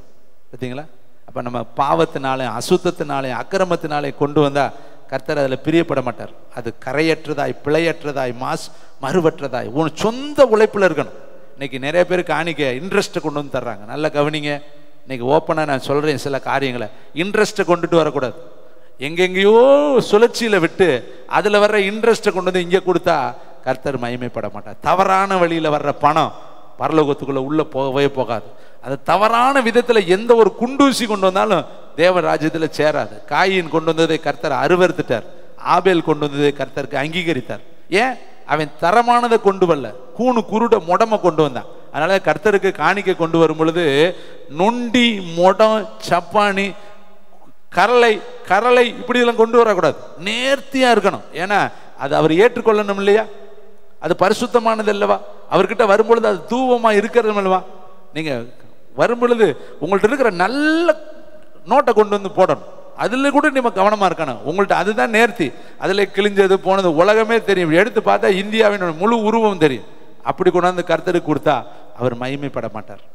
உலகமே அதை ஏத்துக்காது. நீ ஒரு டீ கடையில் போய் கொடுத்து பாருங்க, சொல்லுவேன் இது கிழிஞ்சதால வேண்டாம, கசங்கி இருக்குது வேண்டாம, எழுதி இருக்குது வேண்டாம. ஏடிஎம்ல போய் பாருங்க, எழுதுனால கிறுக்குன பேப்பரை கொண்டு போய் கொடுத்து போற ரிஜெக்ட் பண்ணுது, வேண்டாம். ஏன்னா அதுல என்ன செய்யப்பட்டிருக்கு? எழுதி இருக்கு. ஒரு மிஷின் வேண்டாங்குது. பரலோகம் ஏற்றுக்கொள்ளுமா?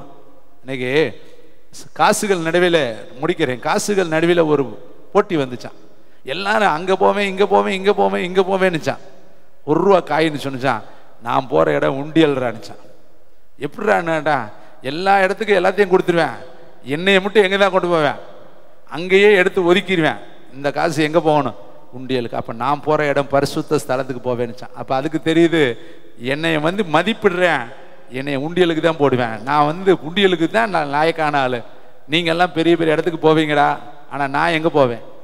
நம்ம அப்படி இருக்கக்கூடாது. தேவனுடைய பிள்ளைகளை முதலாவது கனத்தை கர்த்தருக்கு கொண்டு போகணும், புகழ்ச்சியை கர்த்தருக்கு கொண்டு போகணும், கீர்த்தியை கர்த்தருக்கு கொண்டு போகணும், சம்பாத்தியத்தின் முதல் பலனை கர்த்தருக்கு கொண்டு போகணும். கர்த்தரை நம்ம மகிமைப்படுத்தணும். அப்பொழுது கர்த்தர் நம்மளை மகிமைப்படுத்துவார். இங்கே வேதம் சொல்லப்பட்டிருக்கு, நீ தர்மத்தை மனுஷருக்கு முன்னாடி காண்பிக்காது. யாருக்கு தெரியாம கொண்டு போய் அந்தரங்கத்தில் கொடு. கர்த்தருக்கு கொண்டு போகும் பொழுது எவ்வளவு கொண்டு போறாங்கிறது யாருக்கும் தெரியக்கூடாது. அதை தம்பட்டை அடிச்சு எல்லாத்தையும் உபயம்னு எழுதி அதில் பார்த்தீங்கன்னா என்ன போட்டிருப்பாங்க? நிறைய ஃபேனில் பார்த்தீங்கன்னா உபயம், அடுத்து என்ன பண்ணிருக்கு, இது என்ன செய்யப்பட்டது, கொடுக்கப்பட்டதுன்னு கொட்டை இடத்துல எழுதி போட்டிருப்பாங்க. அப்படிலாம் இருக்கக்கூடாது. இதை கேட்குற தம்பி தங்கச்சி, மனுஷருக்கு தெரியாமல் போடணும். அடுத்து சிறியவனில் ஒருவனையும் அற்பமாக எண்ணாதபடி எச்சரிக்கையா இருந்த. இவனெல்லாம் பார்த்துட்டு இவனெல்லாம் ஒன்றும் இல்லை தெரியாதவன் நினைக்காதீங்க. உலகத்தை அசைக்கக்கூடிய உன்னதமான தீர்க்கதரிசி அவங்க வந்துருவாங்க. சாமுவேல் அன்னைக்கு சின்ன பையன்தான். ஏலி தப்பா நினைச்சேன், இவன் என்னடா பண்ண போறேன், அப்பா அம்மா இல்லாதவன்னு உள்ள உட்கார வச்சிருந்தேன். ஆனா அவன் தான் முதல் பெயர் சபை வரையும் தீர்க்கதரிசியாக மாறிட்டான். கைத்தட்டி கர்த்தருக்கு நன்றி சொல்லுவோம். உனக்குள்ள வெளிச்சம் இருளாகாதபடி எச்சரிக்கையாரு. உனக்குள்ள வெளிச்சம் இருக்குது, அந்த வெளிச்சத்தை தண்டு மேல கொண்டு வை, அது பிரகாசிக்கட்டும். அதை கொஞ்சம் கொஞ்சமா ஊதி ஊதி ஊதி அழிச்சு கூடாத. அடுத்து பாருங்களே, நிற்கிறேன் என்று எண்ணுகிறவன் விழாதபடிக்கு. நம்ம நிக்கிறோம், ஆனா விழுகாம இருக்கணும்னா எச்சரிக்கையா இருக்கணும். நிக்கிறேங்கிறதுக்காக நீ வாட்டில் சௌரியத்துக்கு நின்னீங்கன்னா விழுந்துருவீங்க. அதனாலதான் நிக்கிறேன் என்று எண்ணுகிறவன் விழாதபடிக்கு எச்சரிக்கையாயிரு. தேவனை விட்டு விலகுவதற்கு ஏதுவான பொல்லாத இருதயம் உங்களுக்குள் இராதபடிக்கு நீங்கள் எச்சரிக்கையா இருக்கணும். தேவனை விட்டு விலகுவதற்கு ஏதுவான பொல்லாத இருதயம் நமக்குள்ள இராதபடி எச்சரிக்கையா இருக்கணும். எல்லாரும் எழும்பி நின்று பரலோகத்தை நோக்கி இந்த கால வேளையில எச்சரிப்பின் நிறைய வார்த்தைகளை கர்த்தர் பேசி இருக்கிறாரு. இந்த வார்த்தைகள் நம்முடைய இருதயத்தை தொடுவதாக, நம்முடைய வாழ்க்கையை தொடுவதாக, நம்முடைய குடும்பத்தை தொடுவதாக, நம்முடைய தனிப்பட்ட காரியத்தை கர்த்தருடைய ஆவியானவர் தொடுவாராக. எல்லாரும் எழும்பி